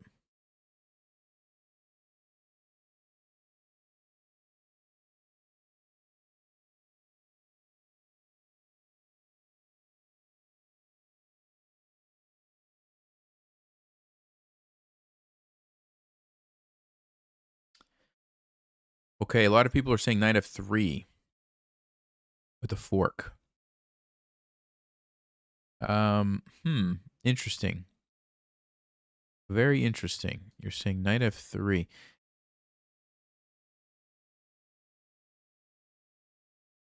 Okay, so here's the thing. Yes, it's a fork. And yes, you can take the rook. But after the trade, your bishop is still trapped, right? And let's say you take a pawn, you lose the bishop. What happens here Oh, apparently you're supposed to move the knight for anyway. What happens here is black is going to get 2 pieces for the rook, okay? And this is actually pretty good for black. This is not that bad. I mean, the eval bar says it's still a little better for white. Apparently you're supposed to leave the bishop trapped there and play knight c6 first, and it's better for black. Anyway, but that's the issue, okay? It's not that great.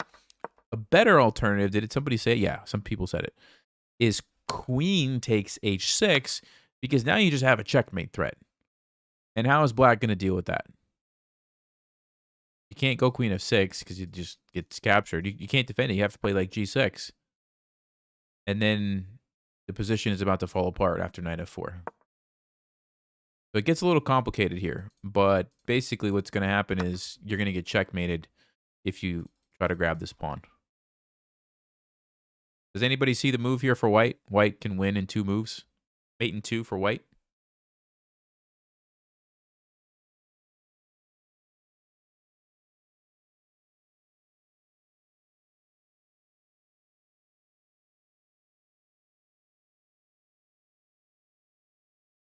Anybody see it? Mate in 2 for white.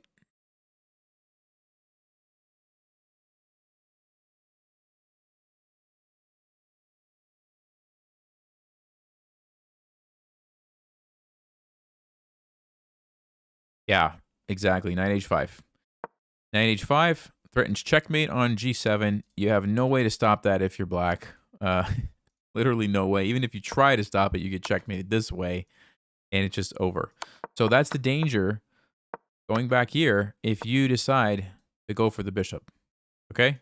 Now, Gukesh is thinking. I think he will probably spend a significant amount of time here. You know, probably going to calculate some of that stuff, but he's got to figure out a way to deal with this. Most likely just moving the king to get out of the pin is going to be the way to do it. And we will see. Now let's go back to this game for a moment. Oh my. Fabiano just played bishop to e2?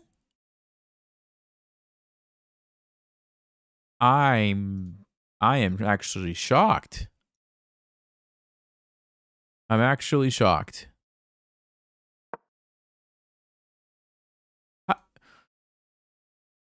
Whoa, okay. I mean,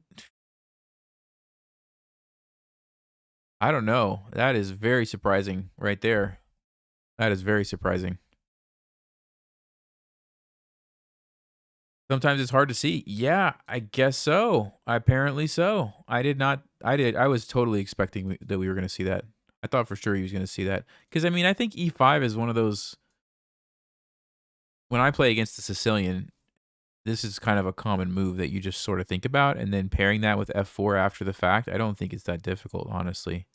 Of course, it's easy. You know, it's easy when I see the eval bar. But 2800, you don't get to 2800 by missing moves like this very often, I'll say.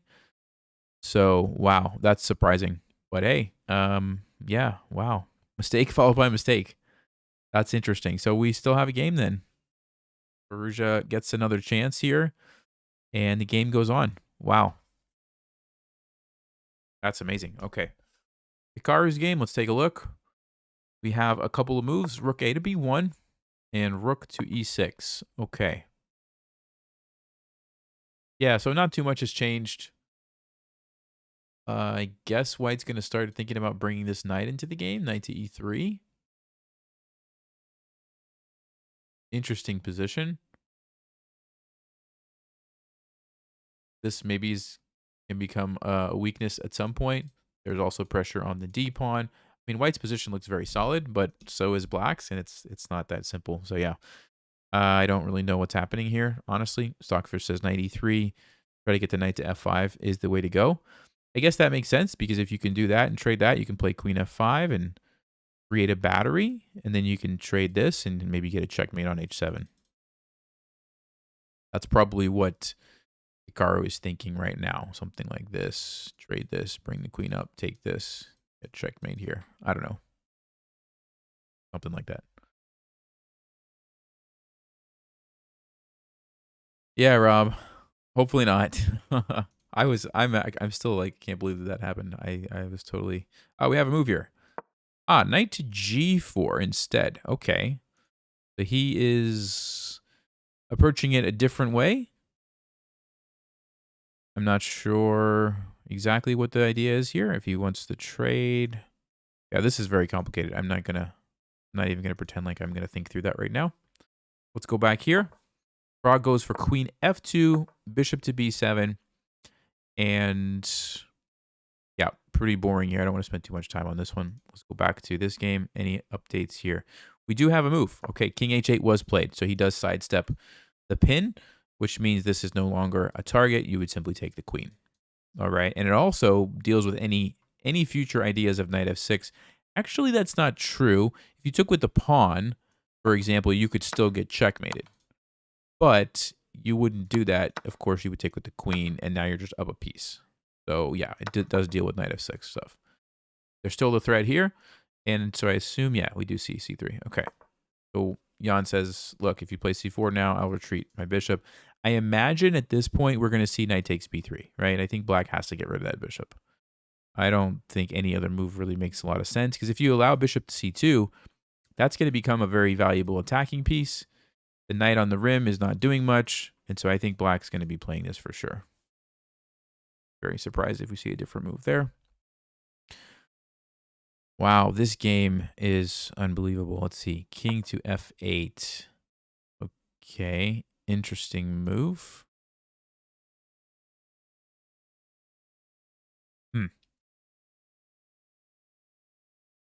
All right. Wow, that is I still can't get over the fact that this was missed.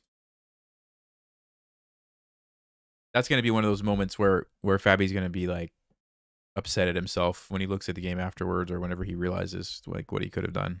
I think he's going to be pretty upset about that one.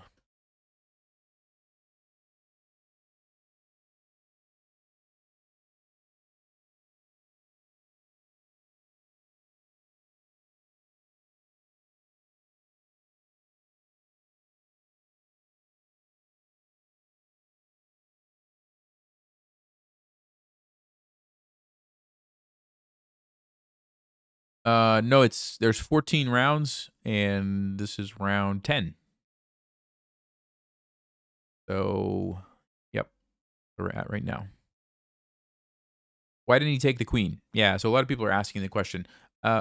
Basically, he doesn't have to take it right now, right? Because it's pinned, and he can take it whenever he wants. And if white takes him, he's going to take with the rook.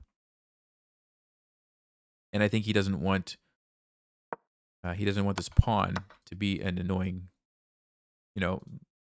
annoying for the knight on f6. I guess is the idea. So he is just waiting.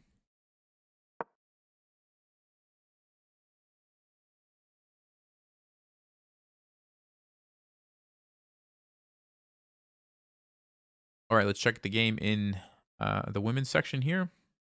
Anything new? So after f3, queen to h6 was played. Rook to c1, knight to h7, h3, and that's where we're at. Okay. Go back to Hikaru's game here. Nothing new.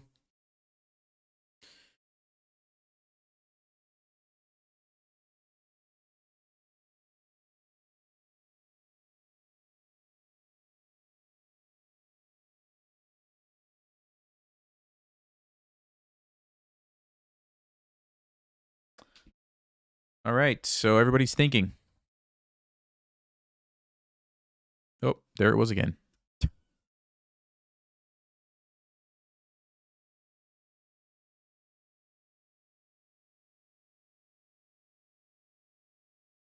All right, let's see. Any moves that I missed? I don't think so. Everybody's thinking.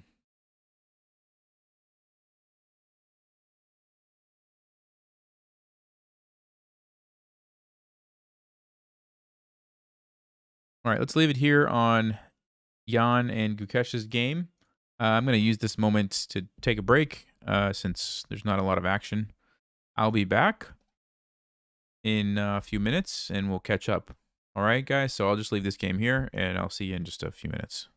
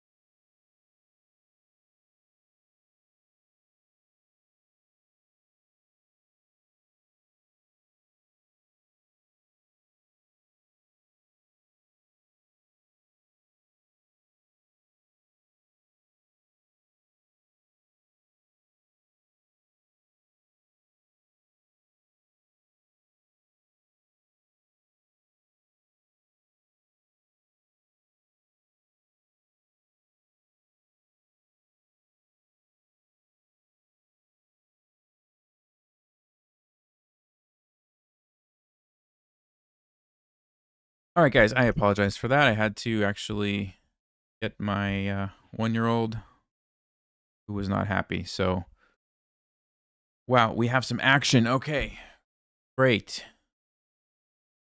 Let's see what's going on. He did take and decided to trade everything. So we have a rook and queen. Okay. Queen to d7. Good move. b4. Good move.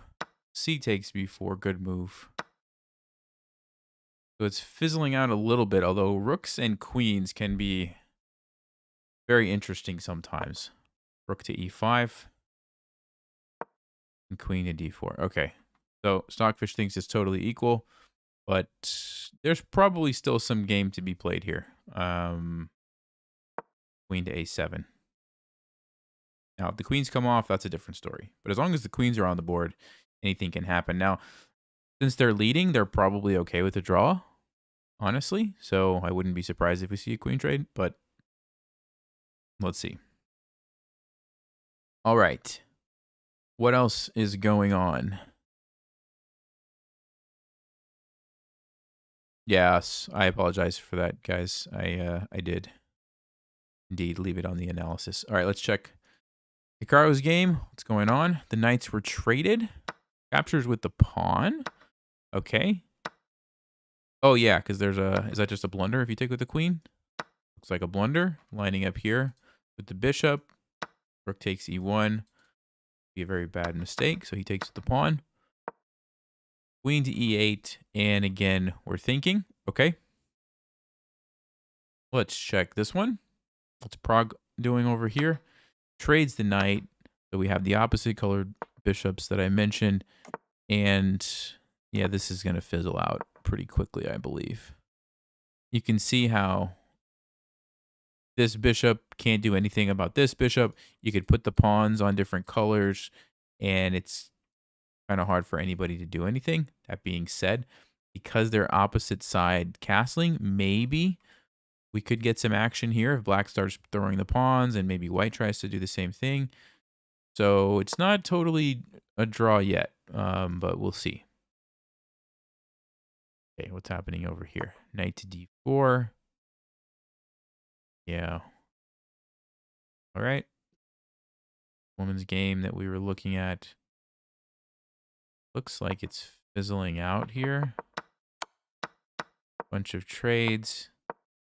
Yeah, okay. This is probably most likely going to be a draw. All right, let's go back to the main game here. Jan versus Gukesh. And see what's happening. Rook to d3 is played. Why am I still on analysis? Let me refresh this. Do you guys want to see it from Jan's perspective here with white or from Gukesh's perspective? Kind of like this view. I got used to this, but I can flip it if we need to.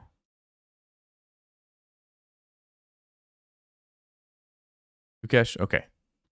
Tips for getting past 1700. Been stuck there for a while.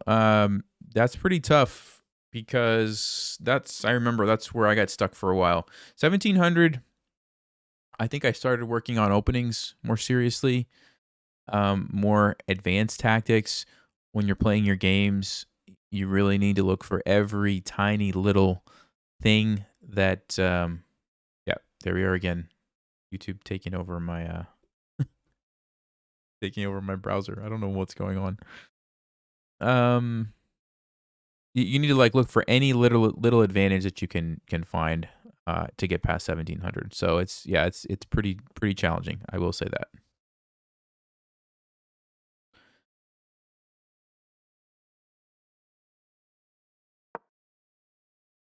Rook to e2. So he doesn't trade the queens. Decides to activate the rook instead. And usually rooks on the second rank are pretty good. Or on the 7th rank. So that's definitely a solid move. Able to trade. He can potentially get the other rook over here. Now, there is the a pawn that you might have to keep an eye on. Yeah, it's looking like a draw at this point. It's really looking like a draw because I think the queens are going to get traded. And I'm not seeing a whole lot that either side is going to be able to do here. So Hikaru's game getting pretty crazy over here. Bishop to g3 is played. Engine didn't like that so much. Yeah, Engine really wanted knight e3. And what is the idea? I mean, I guess that just looks like a nice square for the knight. But why is bishop g3 not so good? Because of queen c6? Couldn't you still play knight e3 then? I don't quite understand what Stockfish is wanting here. You've been watching for more than 2 years. Hey, appreciate that. Thank you. Glad you're here.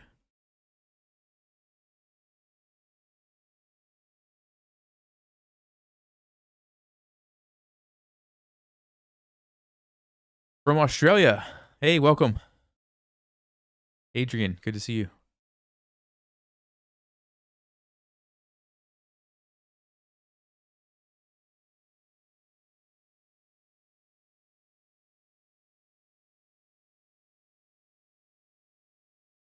Let's see if there's any update here.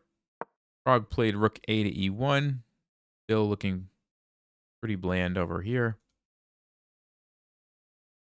Okay, Jan is thinking. Let me go out of the analysis mode for a second. These games. Here we go.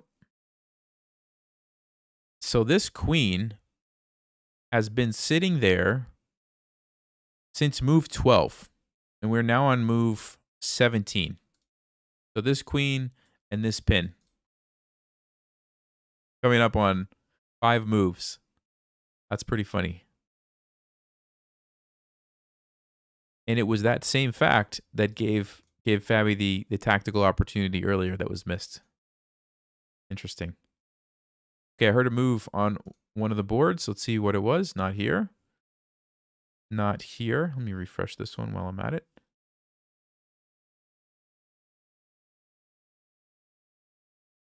Must have been on the women's game. Yep, king to e3. Okay. Go ahead and refresh this one as well. Get out of the analysis mode there.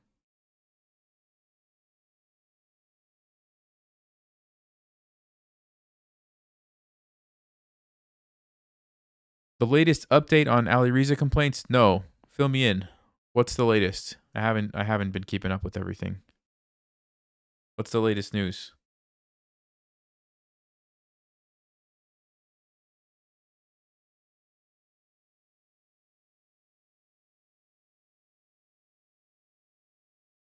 Oh my.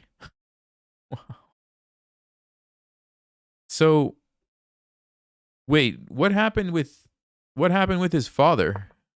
I thought the complaint was about Ali Riza and his shoes, right? Or are you saying was the complaint about his dad's shoes?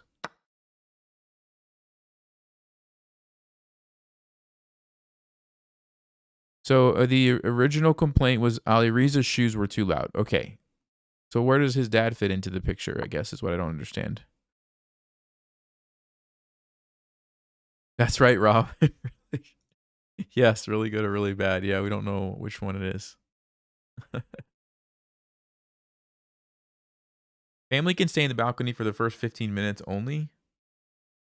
Yeah, I didn't really hear anything about his dad. I guess I feel kind of clueless as to what's going on. Queens traded, were they?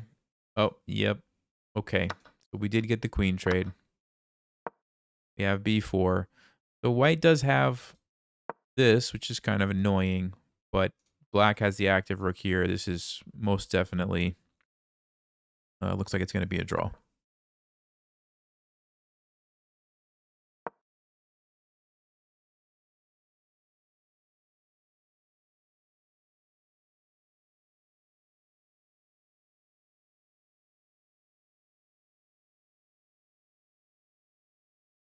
I mean, of course, black can, try to make some trades if they want. Like, I guess you could do this, but then you're risking probably losing this pawn.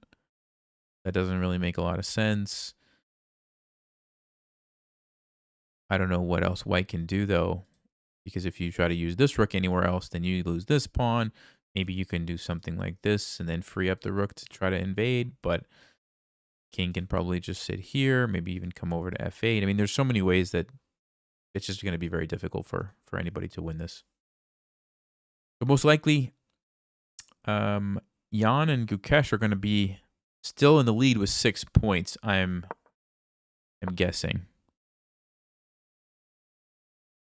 Okay, Hikaru, assuming he wins, which he's got a slight advantage. I don't know if it's enough to win. Still too early to tell. He would, if he does win, he would be at 5.5. Prague, if he's able to win, he could be tied for first at 6. But like I said, this is looking like a draw, most likely.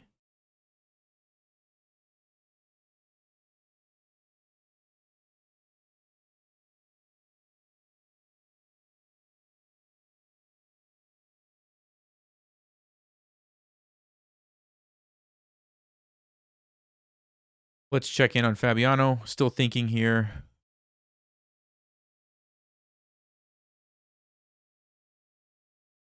Yeah, this is, I think, one of the lowest accuracy games out of all of them because of that miss there. Yeah, it is. 94 to 93 is the accuracy. They both missed that same mistake.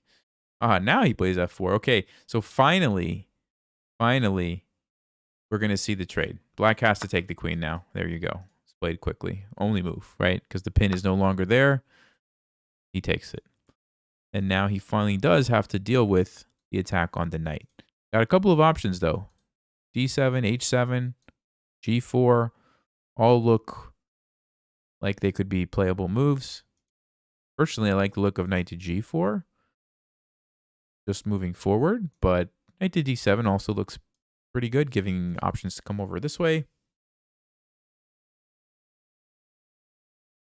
Knight h7 is not totally out of the question because you could at some point play f6 and put pressure on the g pawn like that. So yeah, really, even 98 maybe isn't totally crazy. Lots of options here for black. Okay, move was played in Hikaru's game. Let's take a look. Bishop a5. So he avoids the trade, puts pressure on the pawn, and Stockfish doesn't really like it. Stockfish doesn't like it. And the reason is why. What's the reason? Trade, and then you lure the bishop away and the rook can infiltrate is one idea. Okay. And I wonder what happens if the pawn takes. Then I guess you just shift your focus and maybe try to pile up on the backward e-pawn, I would imagine. Maybe queen e2 or something. I don't know. Okay, I think we have some other moves. Let's see. Not here. Okay. So rook e1, Jan is basically saying, rather than keep the pressure here, I'm going to try to invade on the e file. So if like king here, you could come down, get behind this pawn. So how does black deal with that? I'm guessing you go here. And then if check, king comes over, you take the pawn, you trade here. Okay, it could still get tricky. It could still get a little interesting depending on how they go forward from this. King h7. Okay, that's not a move I was thinking. I guess he's proactively getting out of the check. So he would still have time to go here. Okay. All right, that's fair. That's fair. So if the rook comes down, which it does, he's going to play rook c2 now, or rook c7 now. And then I guess Jan would go for a trade, probably. Trade pawns. Because he would end up with the passed pawn. It's probably not going to be enough to win. Still looking pretty drawish. But, see? Hikaru does trade. Okay. And black has to take with the bishop. Okay, which he does. And now it opens up rook to b7.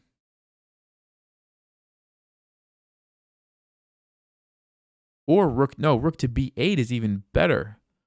Ah, rook to b8, offering a trade of a rook and a bishop for a queen. And if black doesn't want to trade, you don't really want to walk into a pin. But if you move, then what happens? Takes. Stockfish likes white's position. I don't totally see the reason why, but it definitely looks like there's some stuff brewing here for white. So we'll see what is Hikaru going to choose. Both of these moves are good, but rook b8 is better. Rook b8 is the better option right here. We'll see if he's going to see that.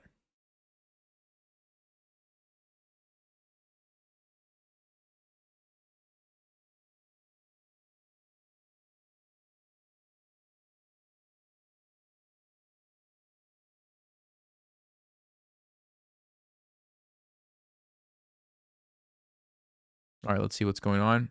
Queen trade is declined by Vidit here. Okay, interesting. So he wants to play on there. All right. Check Fabiano's game. So he did choose knight to g4. All right, moving forward. And now we see rook to f1. Probably threatening f5. Looks like a pretty annoying move. We'll see how Farouja is going to deal with that. Okay. Rook e8. Rook here. Rook. He goes for the a pawn. Because let's just say the trade happens, which it does. They're playing quickly now. He's going to take here and have the threat on the d pawn. So he's going to win the pawn, essentially. But he's going to lose this pawn. So, because black's going to go here or here. Yep. They're going to trade pawns.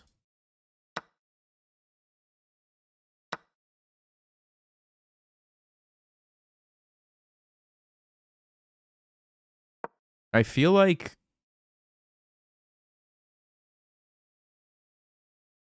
I think we're going to see check and push the pawn. I mean, I feel like if anybody has the better position, I would say black, because the pawn is a little bit further away from the kings.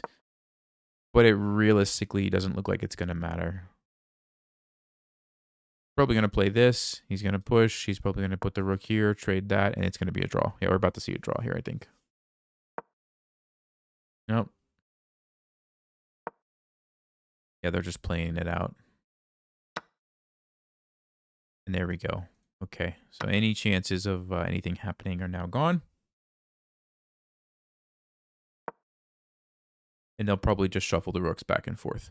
All right, so this means Jan and Gukesh now are going to have 6 points and still be tied for first.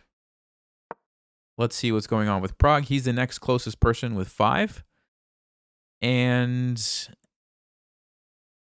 looking like a draw, but it's not over yet.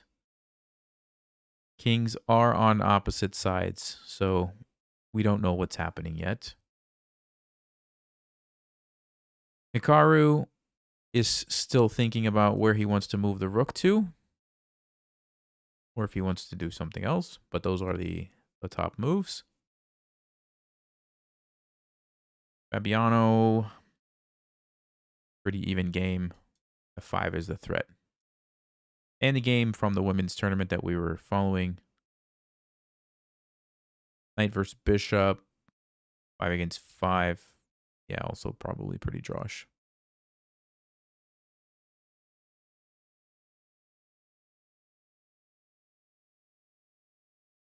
You went from 1200 to 1800. Awesome. That's great.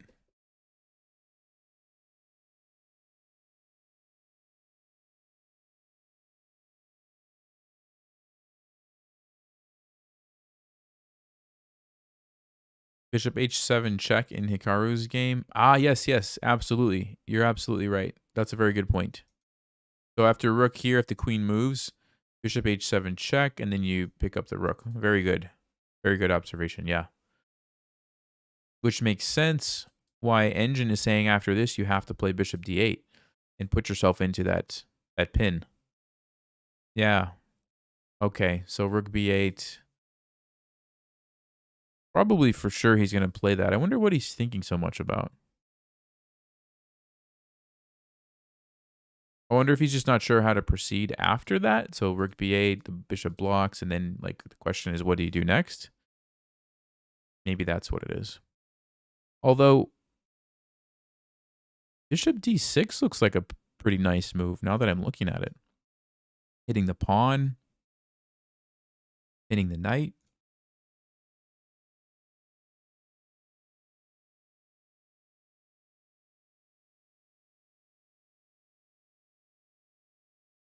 And sometimes when you have like multiple good moves, like rook b7 is also a pretty nice square for the rook. It can be difficult because obviously you have to choose one, right? You can't play both of them. So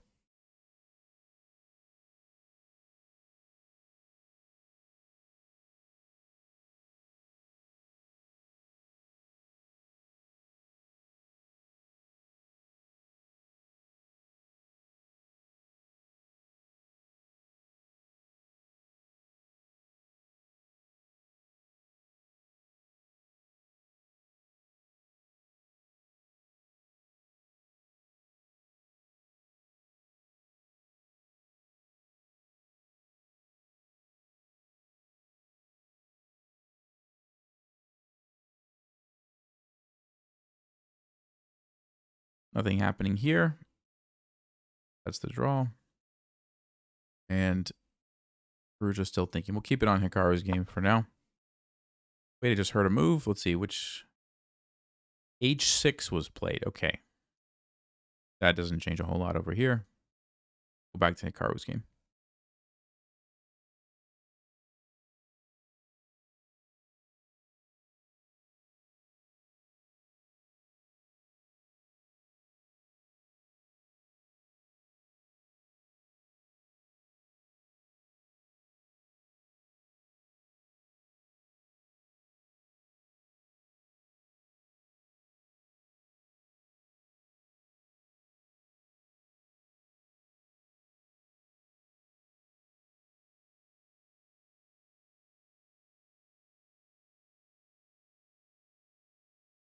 He doesn't want to give up his rook and bishop for the queen. Yeah, that could be what he's thinking about. That could be what he's thinking about.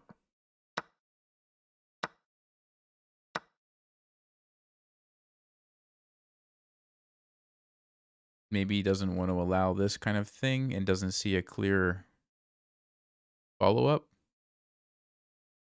Stockfish says the move is queen to f4, and on rook to b2, you defend, you allow this, and then you come in with the queen. Check, go king h2, a2. It looks scary, I guess. But check, takes, queen, king h2, and I guess what's the idea here? Oh, there's just checkmate. So black has to deal with that because of this. Oh, and then you can sack it if they play g6. So I guess you would have to play maybe g5. But then you allow knight f5. Wow. Okay, so this is why it's so good. And that's a lot to see though. That's fair. That's a good point. That is a lot to calculate from way back here. Because you don't know if he's going to sack, but if he does sack, you have to be prepared, and then that's sort of a scary line where you allow him to get a queen, which would actually be equal material-wise at that point. Queen and two bishops against the queen and the bishop and the knight. But you have to realize that there's checkmate threats, and placement of the queen is so much better, and therefore you do it. Wow. Okay. So he is thinking quite a bit.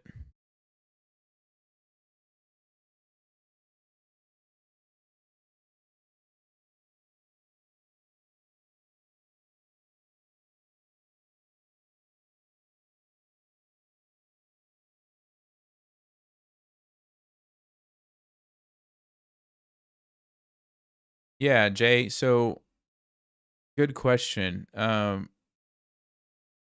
basically there's nothing that you could do to make progress. So like even if like let's just say I'm playing here as black and I just literally I'm just going to sit here and like move my rook back and forth or something. What could white do? Right? That would be one question you could ask. So like it's white's turn. So let's say white plays f3 and I my king and white plays g4 and I just say okay, I'll just trade it. Why not? And I'll move king back and forth. What exactly could white do? And as long as you don't do anything bad, it's going to be a draw. Like for example, they go here, you could trade it if you want. And I can like threaten to take their pawn. Maybe I just go here. And even if they defend, now I can come up and I win the pawn. That was just one example. There's like hundreds of examples of what could happen, but as long as you don't do anything crazy, there's just nothing really that can go wrong for you. You just trade the pawns. You use your rook when you need to. If you don't need to, you just trade the pawns. There's not really anything white can do in a situation like this. Now, if black's king was like sitting over here and white's king is here and ready to like attack the pawns, that's a whole different story, right? But when it's so symmetrical, when it's so equal, there's just like nothing to do. Now, if if you're playing this as black and you let them just push their pawns, let's say I just move here and I let them push that, and I let him push that, and I let him bring the king up, and I let him push it, and for some reason I didn't take it, and I let him push it.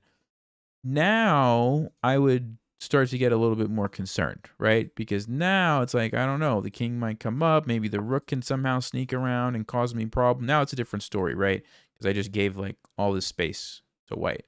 But I didn't have to do that. I could have just traded everything. Like whenever this pawn came here, I could have just taken it, right? And going to be a draw. And I could start using my rook if I want, like come back here and check and attack. And like, for example, check, and what's white going to do? Right. So that's kind of the idea. Good question. Does that make sense?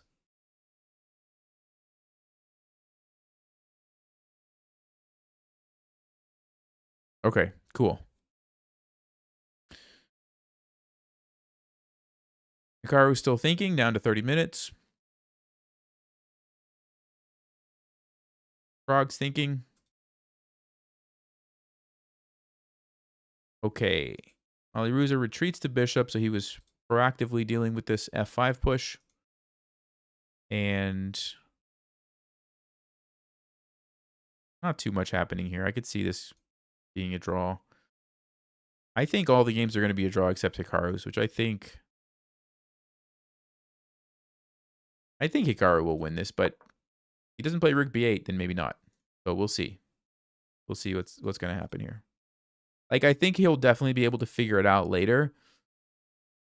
But the question is, does he see enough now to go for that? If not, he might not even play that, and then I don't know what will happen. Which game just moved? Frog goes Rook F2. Okay, so maybe he wants to double. Maybe he wants some support along the second rank in case there ever becomes a threat here for a battery.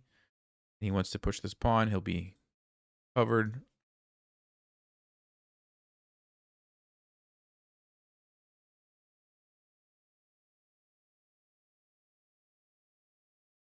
All right. The question, is Hikaru going to play this move?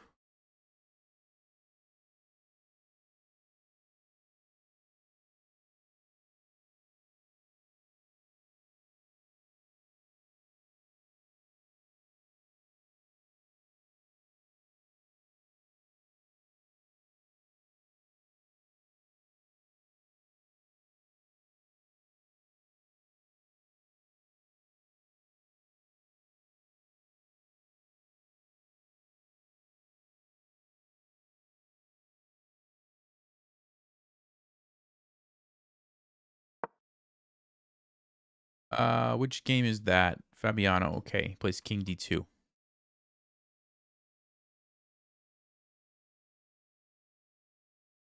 Okay. Probably trying to take away this square from the knight, I imagine.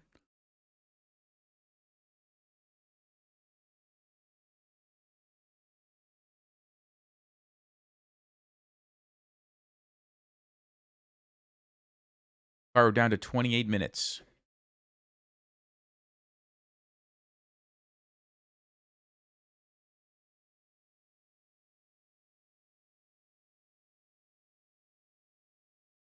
All right, I'm going to check on my 1-year-old. I'll be right back. Let's see if Hikaru is going to play this.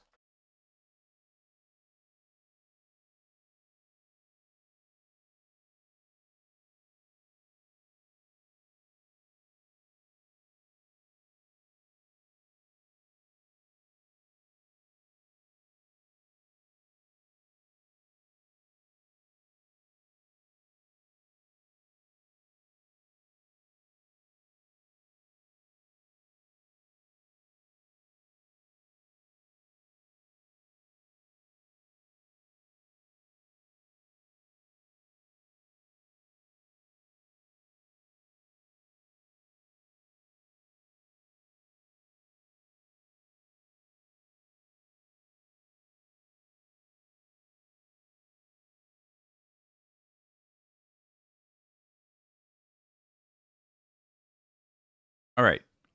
Any updates? Nope. Still waiting for Hikaru here.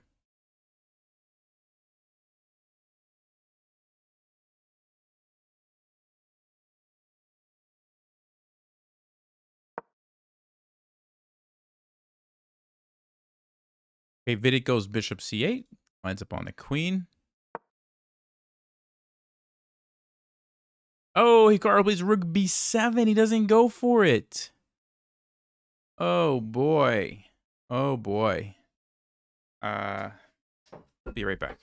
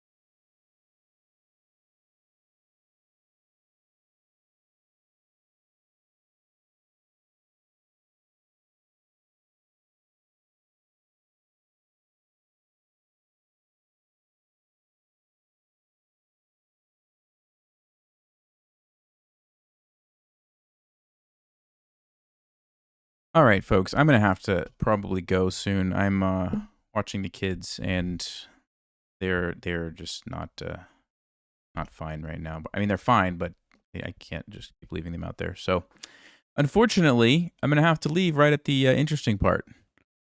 My wife was running some errands, and she's just not back yet, so I have to get out there. But he doesn't go for it, and I guess there was some concern, as someone mentioned, probably over this, because there was a lot that you had to see from here.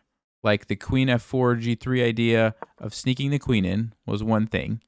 You had to calculate this, and the idea of just giving up this pawn probably looked pretty scary, right? Knight to e3, allowing this just so that your queen could come in, allowing the check, and then even here, just taking the knight and allowing black to get a queen. I mean, it's a lot, right? And you'd have to see all that and realize that actually the attack is really powerful. So I guess that's what Hikaru wasn't sure about and decided to go with maybe a bit of a safer move, rook to b7.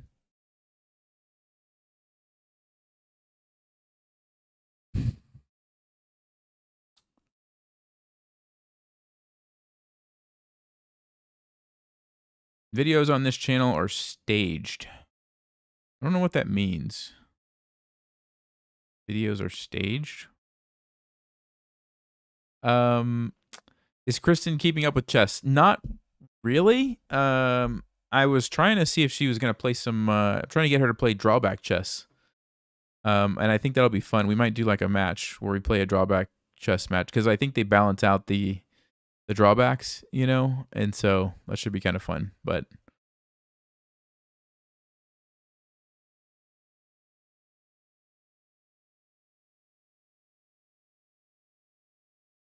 he said most of the stuff on this channel is staged and fake.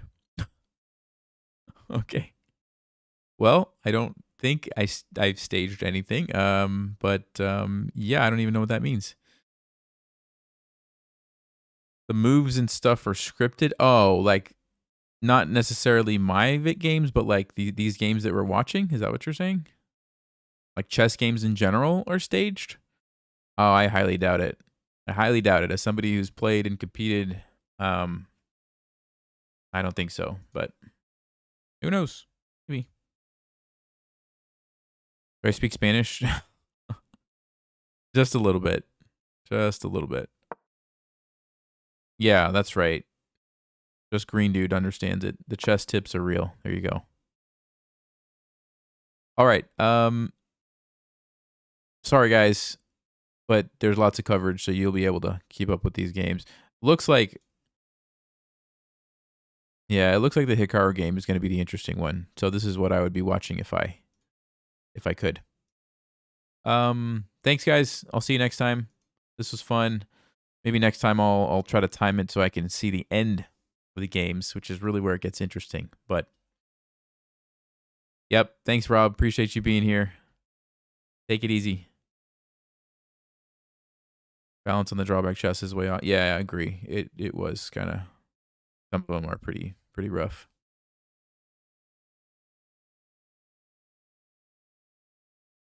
Okay. All right. See you guys. Take it easy. Stay sharp, play smart, and